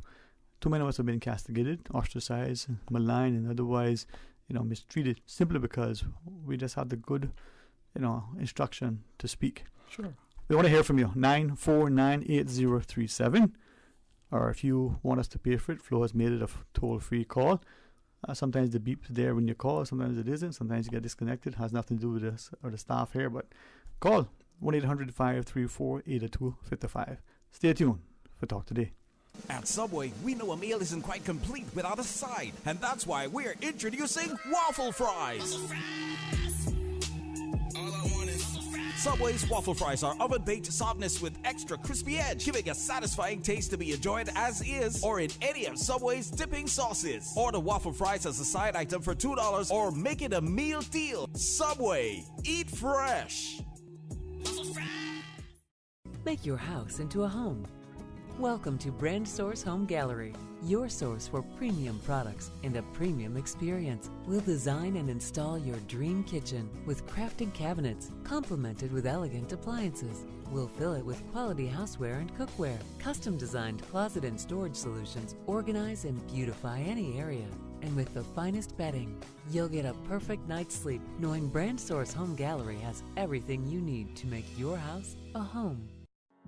The Cayman Islands Chamber of Commerce Pension Plan. We're here for you. Are you aware of the performance of your pension plan? The Cayman Islands Chamber of Commerce Pension Plan provides quarterly fund fact sheets for our members to stay informed with the plan's performance. For the year ended 30th of April, 2021, the various life cycle funds have provided returns between 10.5% and 43.2%. And our all-in expense ratio for year ended 30th of June, 2020 is currently the lowest it's ever been. 0.72%. Visit chamberpension.ky to review our fund fact sheets. You can see the performance as far back as 10 years. Remember that pensions are a longer-term investment strategy. Focus on the long term rather than the short-term returns. The Cayman Islands Chamber of Commerce Pension Plan continues to perform for you. Inaja Productions, in association with Cash Wiz Cayman, presents Cash Wiz Cayman Kids Got Talent Show at the Line Center on Saturday, July 17. Start the summer right and come out. Support and cheer on our kids as they show off their God-given talent. Showtime 5 p.m. Tickets are available at Cash Wiz Cayman and at the gate. Admission only $15. Part proceeds go to Feed Our Future. So join us on July 17 and experience an evening of talents. Special guest performances by recording artist Rico Rolando.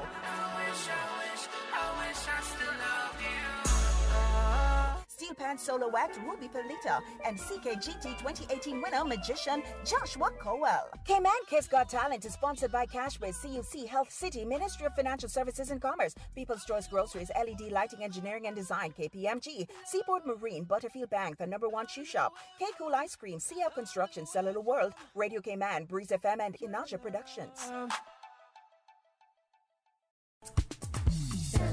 2021, Cayman, get ready. Starting 10th of October 2021. What in town, are you ready?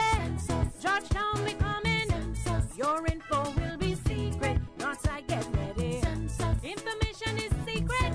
2021 census starting October 10th. 2021 census. 2021 census. 2021 census. Everyone counts. Talk today. But I do have some questions. Talk today. Cayman Islands' foremost listeners participation program. Talk today. Because there are more questions than answers. What the public is saying. Waiting to take your calls right now. Sterling Dwayne Ebanks.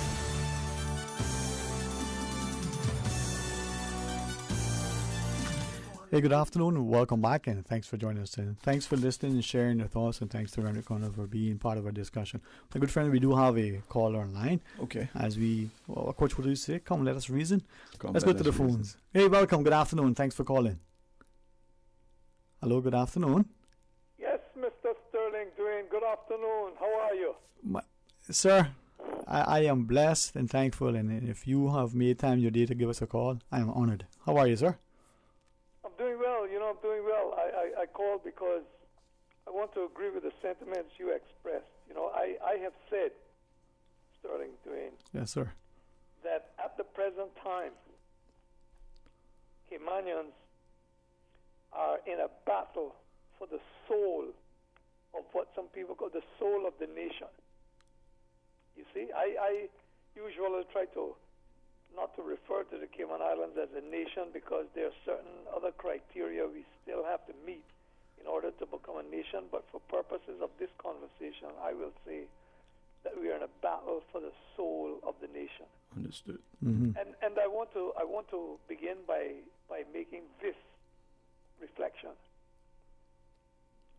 For too long, Caymanians have been beaten down, made to feel that they're second class in their own society, told that they're lazy, they're incompetent, they're unqualified. Now, I am proud as a Caymanian of many generations to see the outpouring of resistance to these put-downs that our people are making. And I have always been a pioneer in promoting Cayman and pride in being a Caymanian. And I say without fear of successful contradiction that we are as good as anyone. For to have come from where we came from, a frontier society, and our men were recognized as some of the best seamen in the world. We have the best marine engineers, the best captains, the best masters of navigation. So no one should be able to convince us that we do not have worth. And now we are getting worth in the world of ideas, in the literary world, in the world of letters. But what we have to guard against is usurpers who would come in and appropriate unto themselves, you see, the honors and the positions which should be reserved for the citizens of Cayman. Now, I want to make a clarification, I have always been for a plural society. I have always welcomed outsiders. But there are two categories of outsiders as I see it. There are those who come and contribute and are willing to become a part of us. There is the other type, the arrogant, imperious type, who believe that whether by virtue of their skin color, the jurisdiction from which they come, that they should be able to lord it over us. And that's the struggle we're in now. That's the struggle that I'm in. That's the struggle that I'm in with some people who come here and is trying to appropriate unto themselves that they're a specialist. But we really didn't need them because we were doing well without them, and it has been proven that we can continue to do well without them. And what I am chagrined at, these people come and they think they can deprive Caymanians of opportunities they should have in their own country. Now, I put it to you, if a Caymanian is not first in Cayman, where in the world can that Caymanian be first? As I listen to you, I'm reflecting on the words of a very notable gentleman like yourself who talks about the segregation of the Cayman society and these enclaves that we are increasingly sort of approving when we put gates in certain communities, these enclaves, and he talked about the enclavization of Cayman. I wonder if we can somehow acknowledge and make that distinction between those two types of people who you say come here that have made that indelible impression, have contributed generously, willingly and lovingly to our society, and then the carpetbaggers, if you would allow me to use that term, who just come and really somehow elevate and promote and yet disrespect the former class who give tirelessly and share hand in glove and stand shoulder to shoulder with the Caymanian and champion the Cayman fabric. Why is it that we can't distinguish one from the other and punish and somewhat dismiss the latter while we celebrate the former? Exactly. You took the word carpetbagger right out of my mouth.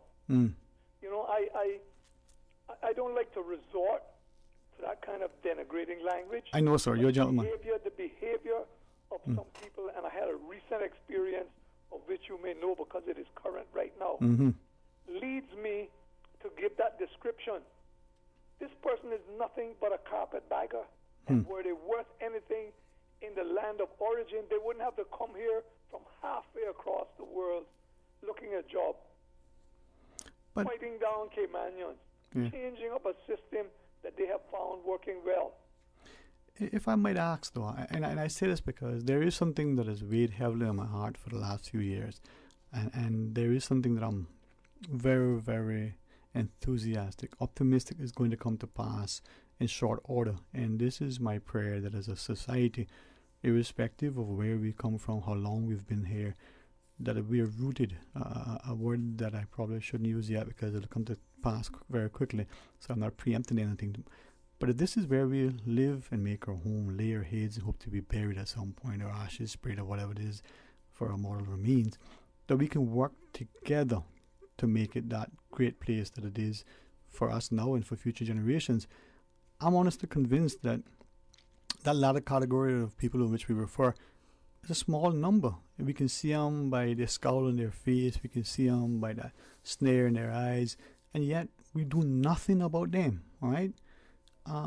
Why is it that the rest of us, that clankling, annoying, crinking noise of the small number seems to outweigh the loud chorus, the deafening silence of the remainder? You know, you're absolutely right.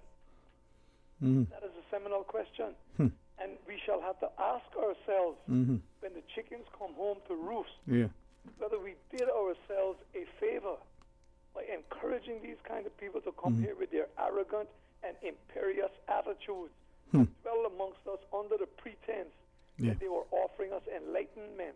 When the primary reason for them coming here was to feather their own nests, increase their own pocketbooks, and lead a life that they couldn't lead in their jurisdiction of origin.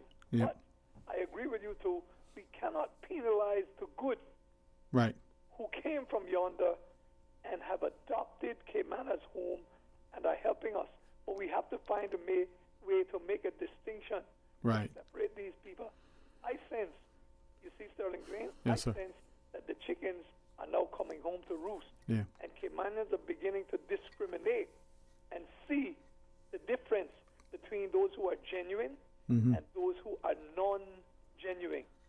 And it's high time that happens. Indeed.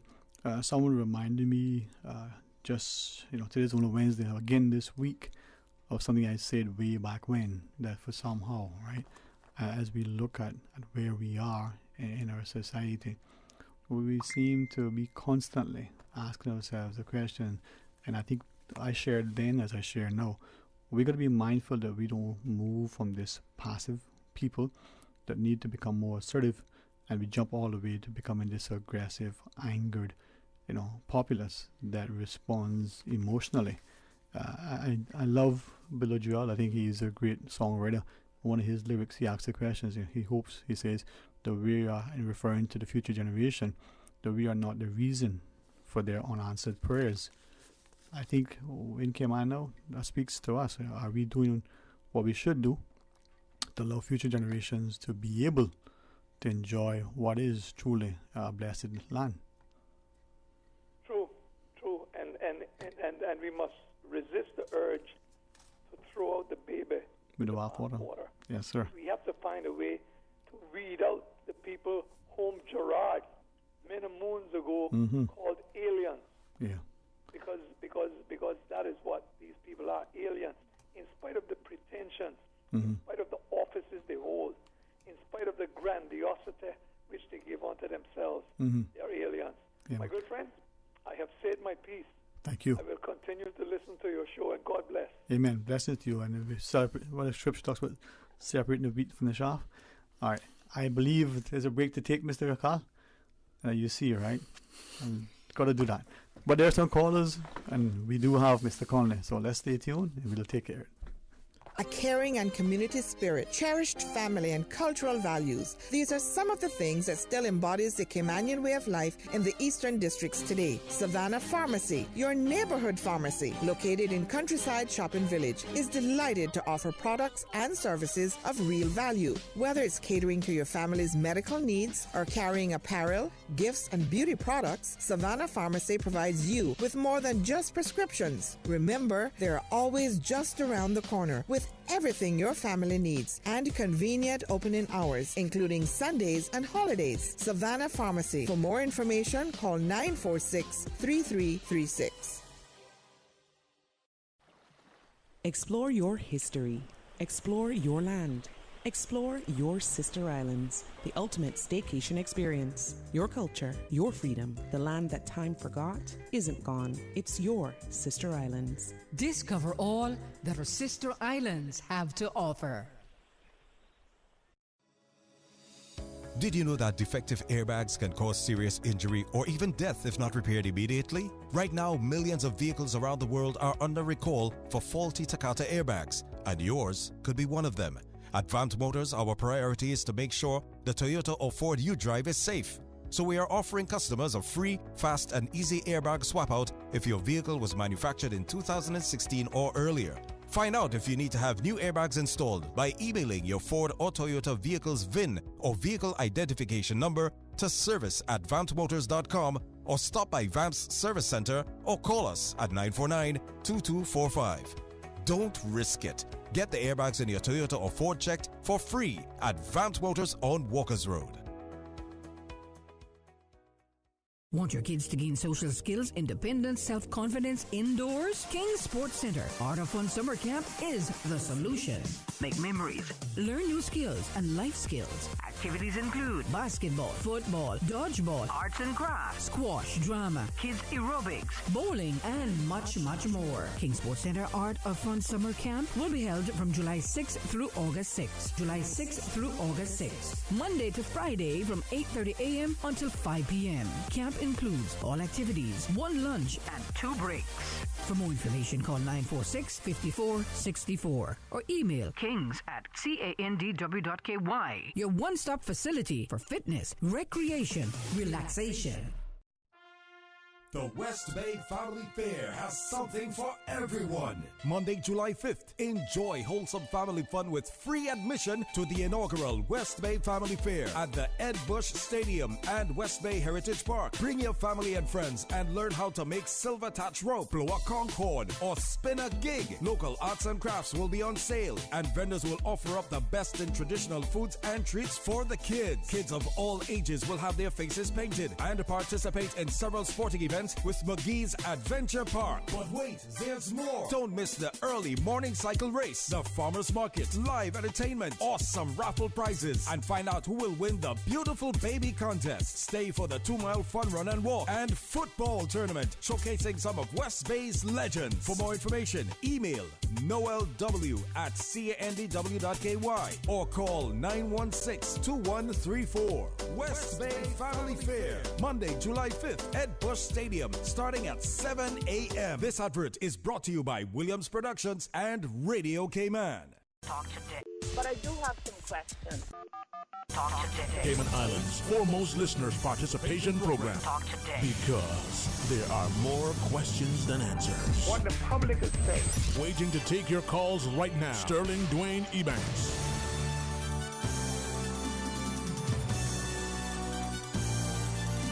Hey, good afternoon. Welcome back. And thanks for joining us. And thanks to Roderick Conley for sharing some of his afternoon with us. To you for listening, for calling. My friend, another call online. Let's wait for a second. Hear the perspective. Hey, good afternoon. Welcome. Thanks for calling. Good afternoon, Mr. Sterling. Good afternoon, sir. How are you today? Good to hear from you again, sir. Likewise, my friend. Likewise. Good. I would like to say good afternoon also to Mr. Connolly. I think he's a brilliant man. And he is indeed. Wow. Yes, yes. I think he's a great teacher. He's a great teacher. Yep. And, thank you, sir. When the student needs to learn, he has to listen to the teacher. Mm-hmm. Mm-hmm. You can't think that the teacher is talking foolishness, so we got to listen to the teacher. But however, I like the things that he's saying, and I like where apparently he's going. For example, we look at canned akis. You know, we look at canned akis that come in the can. We look at lemonade. I mean, why is it we can't have a whole lot grown in Cayman and exported? You know what I'm saying? Yes, sir. Yeah, man. It's so much things. And like he said, medicine. We have proven, great medicine in Cayman, and we look at the artists We look at the musicians. We look at our artists, our musicians. We look at why is it we don't invest in our local musicians have their music sold overseas. We got to work with people. Right. But I think you are on it, man. You are on. When it comes to respect and appreciation, recognition and celebration, and thank you for sharing that. Any quick other thoughts you want to share? Well, I would like to hear a lot more from our local features. Yeah, man. Definitely, man. All right. Blessings to you. Okay. All good afternoon. But to that caller's point you were sharing earlier, and I was just thinking, and certainly, please continue this, but sometimes we talk about export. But look at where we are now and the population we have. But look at it in relation to the hospitality sector. Cayman Brac is seeing, from what we can gather, incredible visits from people here on Grand Cayman. I've always believed that if you don't share and celebrate and respect and recognize what you have within, then you're missing out. For too long, many have come from overseas, enjoyed the beauty of the country with us participating sufficiently, recognizing, appreciating, respecting, and enjoying it likewise. Maybe because we couldn't afford it. It was priced, whether deliberately or otherwise, maybe because of the demand or the ability to compete for prices and push them up. But we couldn't afford it. We couldn't spend a week at one of the hotels or the condos, or we couldn't travel. Maybe we just didn't have the respect for it. But with the food, like the hospitality sector, maybe we have enough of a critical mass that the limes, the coconuts, the foods that are produced and sourced locally could be enough to make an incredible living for those, make the populace healthy, and not necessarily have to worry about an export market. We don't need a foreign exchange, for instance, and we don't need that market if we subscribe to one locally. Where do we start? The first thing that comes to my mind as far as food supply, and like I said, the integrity of your food supply will also determine your national health and everything else, because you are what you eat. Yep. One thing I always question is that we are continually utilizing our prime agricultural land. We don't have much of that to begin with. But we continually utilizing that to build houses, cement houses. You look at it. Right now, my family, and the only reason it's going ahead is because I'm not majority shareholder in it. But we have, and I'm a reasonable fellow, so they said they want to sell it, and I'm minority. But the Fort-de-Land Farms property in East End is up for sale. It's at a price, I think it's 72 acres or something, is at a price that pretty much would exclude most local individuals. Maybe if you get a group together, they could buy it. But it's where the Fort-de-Land Farms were. And these were some Norwegian people who rented it from my family, extended family, for, must be close on 30 years. Well, yes, yeah. And they were up to the point where they used to supply all of the green bananas for the local market. They used to do oranges. They had plantains and that kind of stuff like this. Good produce, man. Yeah. Well, when the idea came in that they were going to put the dock up there, you remember this? They were talking about putting a dock up at East End. But that would have went in too close to this property. All of a sudden, then some people thought, oh, well, they can make more money off it as some of the commercial ventures. As commercial. Yeah. I want to see dollar bills when the food. Mr. Otto Waller has said because if that. we don't have money, we have food we can eat. If we don't have no food, we have money, and there's no food to be bought. We can't eat. I mean, you see what I'm saying? If I listen to you, right? Well, but just give me one go more ahead, second. go ahead, because I want to tap into that as well. So, my first thing when I heard that it was being considered for sale after the dock thing didn't go through. Right. I called a representative of the government. I said, I think you should investigate this. I believe it would be a good idea for the government to buy it, peppercorn it out to people who are interested in agriculture. Well, that fell into politics, and that didn't go anywhere. So, right now, as far as I know, it's still up for sale. And I heard that some foreign entity was going to buy it, and they're not going to do agriculture with it. I can tell you that from what I heard. You know what I'm saying? So that kind of saddens me in a sense, because it shows that we don't have, like I said, we're not being conscious about these things. We're so busy defending lifestyle here rather than life. And if you don't have life, you don't have no lifestyle to defend. And you need food. And I value autonomy because I don't do good with law and order, you know. Not Especially because I want to render arbitrary. anybody evil, Yeah. but because I believe I can deal with my own problems. Yeah. And I think there's nobody to deal with my problems like me. Yeah. And so, and I am guided by the morals that my parents gave me. And so, and by my own assessment of how things are. So I always say this, my society doesn't have a thing to worry about from me, because I'm not going to steal from you, I'm not going to rape you, I'm not going to murder you, I'm not going to know that. And so law and order for me has only been an inconvenience. Because if I want to go out now and say, okay, I got some limes I want to sell, first I got to jump through enough hoops, I got to go get a license, I got to go pay this, I got to go pay that, when all I want to do is share the bounty of the land. Yeah, yeah. And like the caller said, why aren't we growing even when we decorating even when we decorating the roadside, right? Flowers are nice, you know. Yep. But plant fruit trees there, man. You know, look at that. And if you're going to have a law that says how I can establish my homestead, which planning laws, they're very intrusive, but then make it so that if you put one flower plant there, you have to put, of your choice, a fruit tree inside it if you're going to tell people what to do. Yeah. But guide them in the direction where they're not conscious that this is going to be good for them, and convince them why it's good. Yeah. And it shouldn't be hard to convince somebody why food is a better alternative than a flower. But I think that is... Other than to feed the bees, which we need to. Yeah. But the fruit trees has flowers too, which will feed the bees. Right.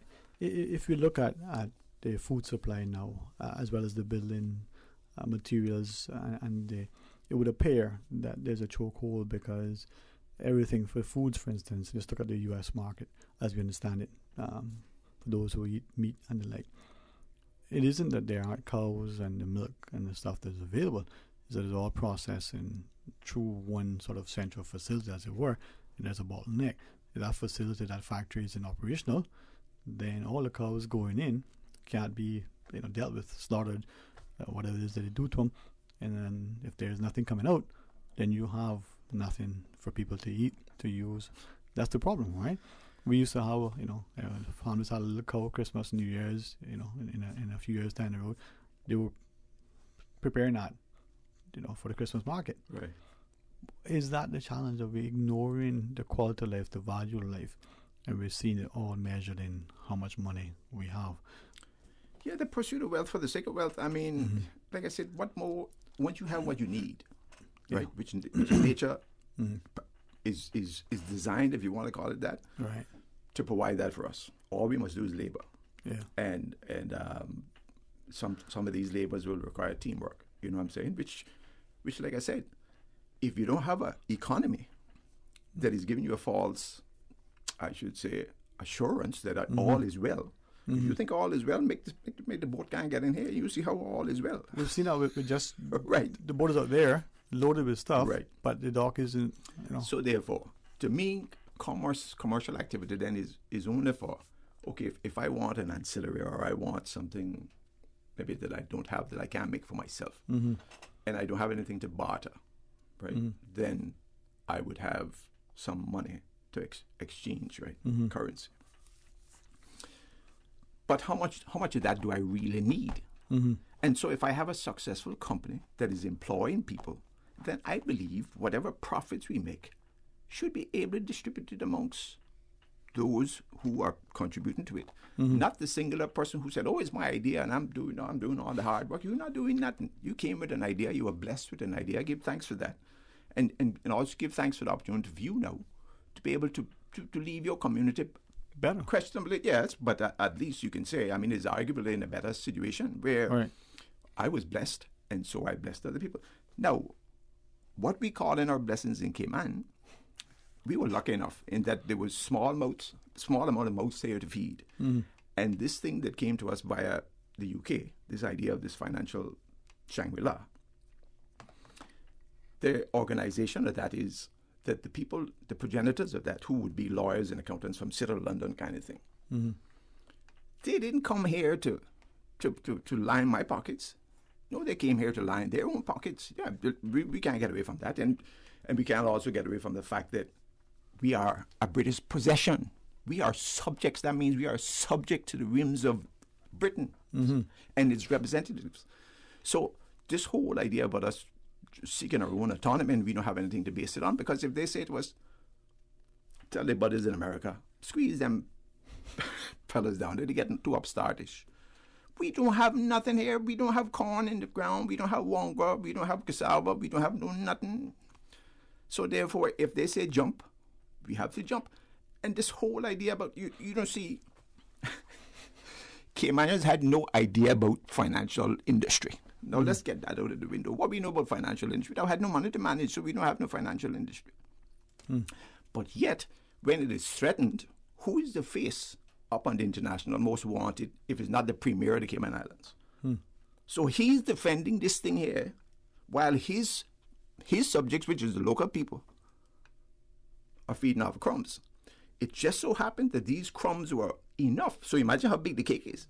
That these crumbs were enough to give us a lifestyle, and I say lifestyle, that is characterized by more of the Western characteristics, that is wanton consumption, than anywhere else in the Caribbean. And we thought, man, God has blessed us. We've come on to it. All right. But to be continued, I guess. Yeah. Let's see the news, and then we come back. We'll you got another couple of minutes? Yeah, man. Okay. Stay tuned. All right, then, so good. Continuing the Caymanian tradition. Let Cora keep my ground so clean. The heart and soul of the Cayman people. Thank you for keeping the culture alive. There's the news every day. From East End to Georgetown, down into West Bay. Radio Cayman in the Cayman Islands. Today's biggest news. Radio Cayman. Your voice, your choice. Local, regional, international. This is Headlines from Radio Cayman's newsroom. Today's biggest news. With your latest headlines, I'm Felicia Rankin-Solins. The Chief Medical Officer, Dr. John Lee, reports that 427 COVID-19 tests have been carried out since this was last reported on Monday, June 28th. There were no positive results. To date, 93,307 COVID-19 vaccinations have been given in total in the Cayman Islands. In international news, 7 Australian cities are now in lockdown as authorities scramble to prevent the spread of the highly contagious Delta coronavirus variant. Officials reported a slight case rise on Wednesday to more than 200 cases. Nearly half the population, more than 12 million people, are under stay-at-home orders in Sydney, Brisbane, Perth, Darwin, Townsville, and the Gold Coast. A 7-year-old boy who was slammed to the floor 27 times during judo practice has died in Taiwan. In April, he had suffered severe brain hemorrhaging after a judo class, which saw both his classmate and his coach practice their throws on him. The boy went into a coma and was put on life support treatment. His parents decided to withdraw life support after nearly 70 days. French police say they have arrested a woman suspected of causing a huge crash during the Tour de France by waving a sign in the rider's path on Saturday. The peloton was 28 miles from the end of the first stage when her sign clipped German rider Tony Martin. He fell to the ground and caused dozens of other riders to follow suit in what was one of the Tour de France's worst ever crashes. These are your headlines. I'm Felicia Rankin-Solins. For the latest in news and information, follow Radio Cayman on social media, Facebook, Instagram, Twitter. Download the Radio Cayman app or log on to our website, radiocayman.gov.ky. Busy. Feel like there's not just enough hours in the day. Savannah Pharmacy, service to make your life easier. Now you can WhatsApp your prescription order to 929-5045. And pickup is just around the corner with everything your family needs and convenient opening hours including Sundays and holidays. WhatsApp your prescription order to 929-5045. Savannah Pharmacy, wholesome values with modern conveniences. When you're tight on time and budget, but big on flavor, Subway's Meal of the Day hits the spot. Enjoy daily meals on classic sandwiches like tuna, Black Forest ham, meatball marinara, and more. Starting at $6.25 for 6-inch meals and $8.75 for footlongs. You can get Subway's Meal of the Day. Enjoy a different sandwich on a different day for the same price. Mix it up with cookies or chips or waffle fries for the same price. Subway, eat fresh. Dad, I am bored. Aw, don't worry, sweetie. Heart to Heart After School and Care Center is having a summer camp and I signed you up. Awesome. What will I be doing? Lots of fun and exciting activities, such as arts and crafts, adventures, lessons, bi-weekly field trips, and even guest speakers. That sounds like so much fun, Dad. I cannot wait to go. Wait, I haven't even told you the best part. Every Friday, there will be a talent show. This is going to be an exciting summer after all. Thanks for signing me up, Dad. No problem, honey. Sign them up today. From the 6th of July to the 27th of August, the Heart to Heart Center presents Overcoming Challenges During a Global Pandemic, an 8-week summer program. Taking place Monday to Friday, 8:30 a.m. to 4 p.m. Registration forms can be found at the Heart to Heart office located at 156 School Road or email h2hconsultationservices@gmail.com. The deadline for registration has been extended until June 30th. Talk today. But I do have some questions. Talk today. Cayman Islands' foremost listeners participation program. Talk today. Because there are more questions than answers. What the public is saying. Waiting to take your calls right now. Sterling Dwayne Ebanks.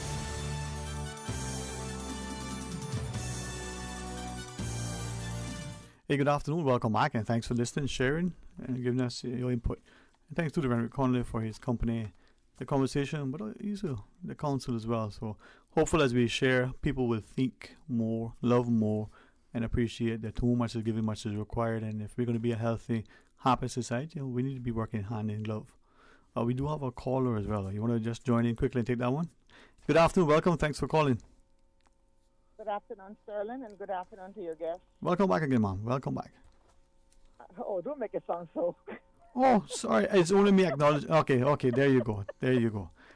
It's me again, Margaret. Hello. I don't know how to say this, but I'm going to just say it Yes, how ma'am. we're going to say it for right now. Some of the things the gentleman is there saying is so true because, Sterling, we got some hard days coming ahead for us here in this island. Mm-hmm. When it comes to we getting our food and everything else that we so depend on the rest of the world for this island. But I just want to change that and say that, Sterling, we have opened our gates, and our gates have become the floodgates for other opportunities to go elsewhere or to stay here in the island. We complain about the amount of people we have here in Ireland and the things that is being done and the way that we're being disrespectful and so forth. But Sterling, we the people of this island created that. We didn't have no backbone to stand up. We do government after government. And we got this thing that we need a population of X amount of people. But we are not scanning, no disrespect to any nationality. We are not looking to the best of the best. We got bad and good in every part of the world. And everybody is running from all sides of the world to survive. And Cayman has become a survival from the Caribbean right down up to Europe. I would say, I could probably be exaggerating a bit. And you got them coming from so far, coming to Cayman, looking at opportunity and looking at jobs. And it's not much of an opportunity, that degree. I'm going to take that back. I say a job because if they're going to come here and do bartendering, they can do bartendering back in their country. But you know what runs them to the Cayman Islands? Oh, Cayman is safe. Cayman is sun and sand. And all that kind of good stuff, you understand? And it takes you 5 minutes to get to work in yakety yak. But Sterling, when we going to say that we saw the go like the worst of the worst coming to Cayman, we got to blame immigration too. Because if I come here on a work permit and I got 1 year work permit. When that 1 year is up, I should be sent back to where I come from. And if I want to bring another individual in, and they want to bring another person in, they give that individual a year. And they work year in and year out with the people to see how they would operate and who would have Cayman at heart. Because Sterling right now, we got, I don't know how much percentage of people here that doesn't have Cayman at heart, period. They are here to make that dollar, support their family back home, and then call the Caymanians lazy. So I am saying today, from generation to generation, we are not teaching our children and grandchildren to stand up and do what they have to do to survive in this island, take back Cayman, and Sterling take it back Cayman. It's going to be a hard pill to swallow. I don't think that anybody can make that pill today because we are just too comfortable in our little comfort zone because the mama got the sister and brother have. They can rely on them. On them. They need to get up and hold responsibility, and we got to stop this thing about we getting the worst of the worst coming here. We know that, and we talking about it, not to solve it. We got to go to the higher one, like immigration and the government and the employment, people who's employing these people and making them come here and do as they please. They can hold 2 and 3 jobs. If they come here as a bartender, they sit with our bartender until the time is up. No renewal, because we need to find out the best of the best who has came out of interest. When you come out here in the public and try to go shopping or do anything, you are stepped on to the door. You are pushed away from the register, the cash. That's what has no customer service, and I fight for that every time I go to the grocery store. I do not appreciate nobody taking my money and not giving me any customer service and not even acknowledging that I am standing there, just standing there, Yes, ma'am. and don't even tell me what the price is. Okay. Well, thanks for sharing that, and maybe this is, I'll respond in a second, but maybe it is for us now to come together and look at being in it together. Let's take one other call. Welcome, good afternoon. Thanks for calling. Hey, good afternoon. Good afternoon, sorry, Rambo speaking. Good afternoon, right? Rambo, how are you doing, man? Yeah. Good, man. Good. I look at the right. Smaller birds. Right now, it's indeed, you can be complacent at the end of November. You know, what we call about to the southern the gas. My married dilemma or motor operation. See, right? Look at see plants, right?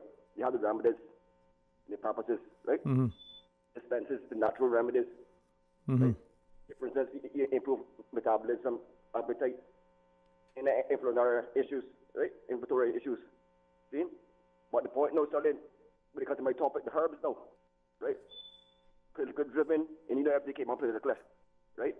Like I call show Monday morning in my philosopher starting in a cerebral level, right? Politics. How you put it, emotionless, medicalist, or intellectualist, right? Like see if it's the herb topic, people will ignore that, repel against that. You say the cannabis topic, and you know they have the benefits of it now. You got epilepsy, seizures, and cardiac, you turn with cancer, you're a patient, you smoke it, you have appetite. You see what I'm saying? But like I say, it's solid, came on now, I mean, it may impress some people. Some people turn off the radio, that's a problem. I doubt that, but I call it how we see selling. Right. You see what I'm from? If I want to ask you about the herb topic, the cannabis, if you have time, right? Yeah, good. All right.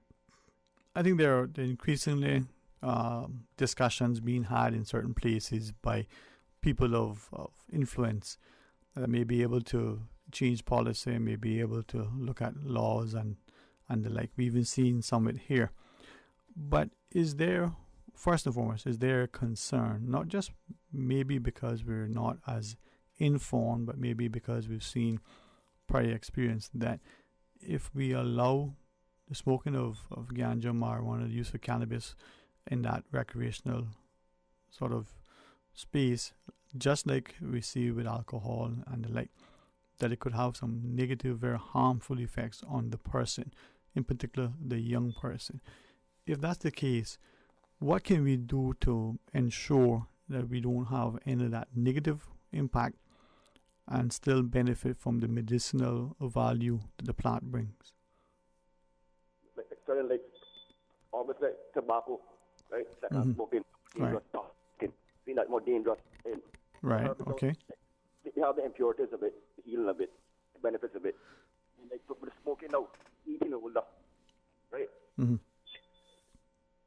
Like, see for that tomorrow, if I'm out tomorrow, whoever she is, young and old than me, she's not smoking now. I indulge her to do that, right? And I read about cider, or try it out and this and that. We know the runs go from the get-go, from day one, you know? But like I say in Sterling, tobacco, surgical warning, that's more dangerous. And the education of it now, right? By learning life skills years ago in school, decades ago, each chance of six, each cigarette, the 6 minutes they like lost, each stick, you know, you got 20 in a large park, and 10 in a small park. So you do the calculation towards that. But like I said, the herb thing now, you have to speak it, and not fair about it. Right. But by speaking, sorry. No, go ahead. Sorry, I listen to you. By speaking, that's dangerous. By drinking, dangerous. Right? You know your limitation. Know the part. Know yourself. Right. Well, good. Yeah. No. And I appreciate you sharing it. And it isn't that I'm for or against whichever. It isn't that I'm, trying to advocate one way or the other. It's a matter of understanding and exploring, and hopefully through education and information we can make better decisions and inform sort of choices. But take alcohol, for instance, and tobacco. We see, I believe the state of California in the U.S., had this push towards tobacco 21, where they were looking at raising the age to 21. They've had very, very successful education campaigns. They've shown that the later someone in age starts to smoke, the less likely that they will smoke. Reduce smoking has helped them to reduce their healthcare costs, has had so many wonderful benefits by the numbers of people who have stopped smoking. We understand from the physicians and the biologists and the like that seemingly their brain and the liver and other organs develop way beyond 18, maybe as late as 25. So I'm wondering, if we know this through science, should we not look at the very least, increasing the age to drink and to smoke to 21, for instance? Doesn't mean that people won't access it earlier, but what is it in your mind that limits us from doing that? And secondly, why do we still have this negative view of the use of cannabis, even if it's smoking it like we do tobacco, even though the 5,000 or 7,000 plus chemicals that is in a cigarette, even the increased cost of cigarettes as you reference, why is it that we're not able to do those two things? If we break it up fast, like tobacco dangerous, you got cyanide, you got poison, fiberglass, right? You read it, emphysema, heart-related diseases, okay? And so like from time when I was 17, I did a road code. You're eligible to you get a driver's license, you do a written test, do what you do, right? And when you're 18, you can do alcohol, right? So I can't really change the law towards that point, but the problem with the herb thing, though, a lot of prejudice there for donkey days, like it's a Rasta thing, and right now, they lie about doing it now. Certain people, certain high class, you don't know they're doing it, but that's a norm. Right? If you touch who they are, lawyers, doctors, whoever, and that was 4 decades ago, telling that prejudice towards it from the donkey days. But I think we've seen, but your organs develop. So 25 years old, depends, But like I say, Sterling, like my 10 years ago, he said, no, give it moderation. You don't use nothing. You understand? Right. At that point, you can drink too much water too. You drink yourself, drink too much water. You know what I mean? You stall out, you can't move. So, moderation, that's all key, man. But like I say, Sterling, recreation, I know people against it, but the whole world freed up towards it. Look at Mexico, Sterling. Mexico free up now. Look it up, Sterling. Look it up, Mexico. They free up again by the herbs. Yeah, they know how that go. That a fast lean. You know how that go, right? They got this one. How it go. Yeah. But man, now we can recognize Sterling in against that, like I say against Sterling, like early on, at a cerebral level because of politics. Mhm. It can be emotional about it, intellectual about it, right? Or systematically about it. Or you put it straight, dynamically. Where's that come from? Right. There are those who would say. In So- layman term, Mhm. man, we've seen, but they have the political. Ramon thought this one, no, leave him. Right. Yeah. So that's showing an example. They're wrong, but there we go. Mhm. You want your brother drop? No, give him that. Mhm. Yeah, accept. Yeah. You understand? If I was losing some of you with the connection. Hopefully, we were able to hear all of it, even though I may not have. But then we look at, maybe go back to a comment that you shared earlier, that there are those, my interpretation of your words, you didn't say it this way, those in high positions, whether teachers or doctors or lawyers or garbage collectors, very influential, important positions, who may use it as a way to unwind, to relax, just like some who may take a drink, thinking that that's going to relax them as well. But those people who use that in that personal, private space may not necessarily be looked at like the others who we see walk in the streets or may be employed in other sectors or unemployed together. So we seem to apply one approach and perspective to one sector that uses it, and a very negative, almost willing to incarcerate to the other sector.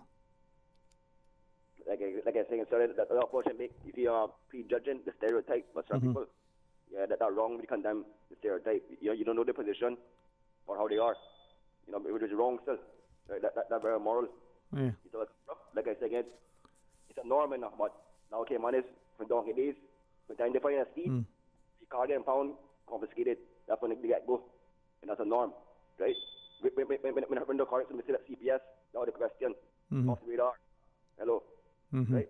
But like I said, it's certain, man, now we realize, I understand, like, all of you know me before I born, so some may agree with me, some may not.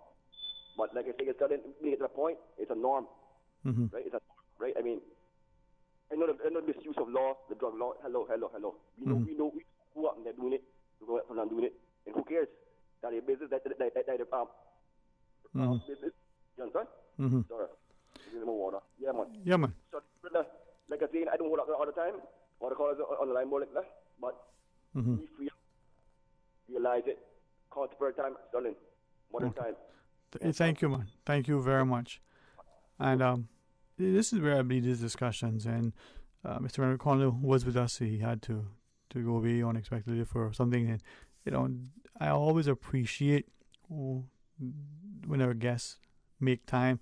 Always mindful and cognizant that sometimes, this time of day, not just that people are delaying when they would ordinarily take lunch, or as they take lunch that they're making time, but the challenges in our lives and his contributions, I believe, are not just invaluable, but it calls us to think, like the last caller is sharing.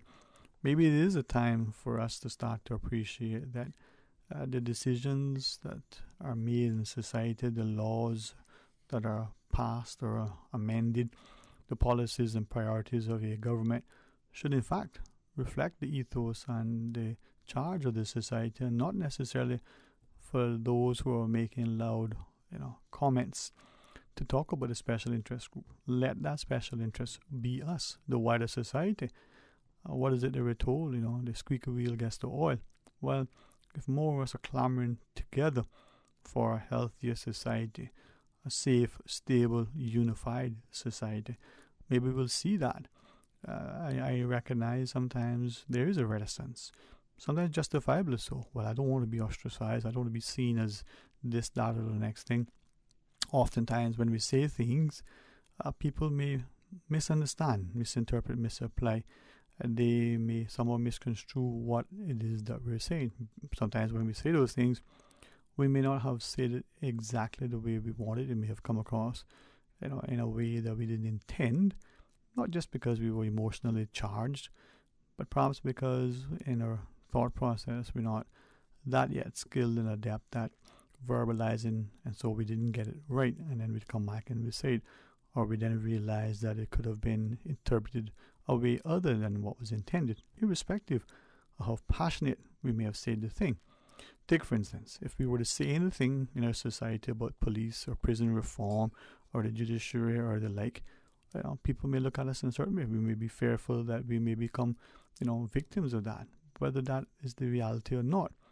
If we say anything about education systems and we say anything about the level and quality of teaching and learning, we may feel that, that's not the right thing to do, because we generally, I believe all in Sunday, have immense respect for teachers and for the challenges that they face, not only the lack of resources, but the fact that oftentimes with their limited salaries, despite whatever increases they may get, they often go into their pockets and buy, things for children, from the school supplies to lunches to paying for other things. So we have that great respect for those teachers who've answered the calling.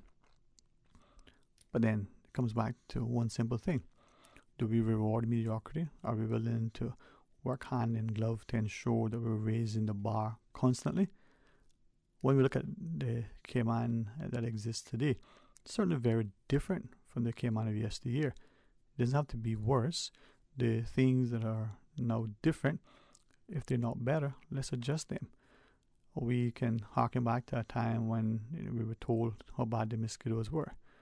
Now, those mosquitoes, and I'm not saying mosquitoes, deliberately so, are probably worse today. Is that because of, different things, including the introduction of science in genetically modifying what exists? And if there's a discussion about it, is it seen as a conspiracy theorist or just conjecture based on either little information or misinformation or misunderstanding?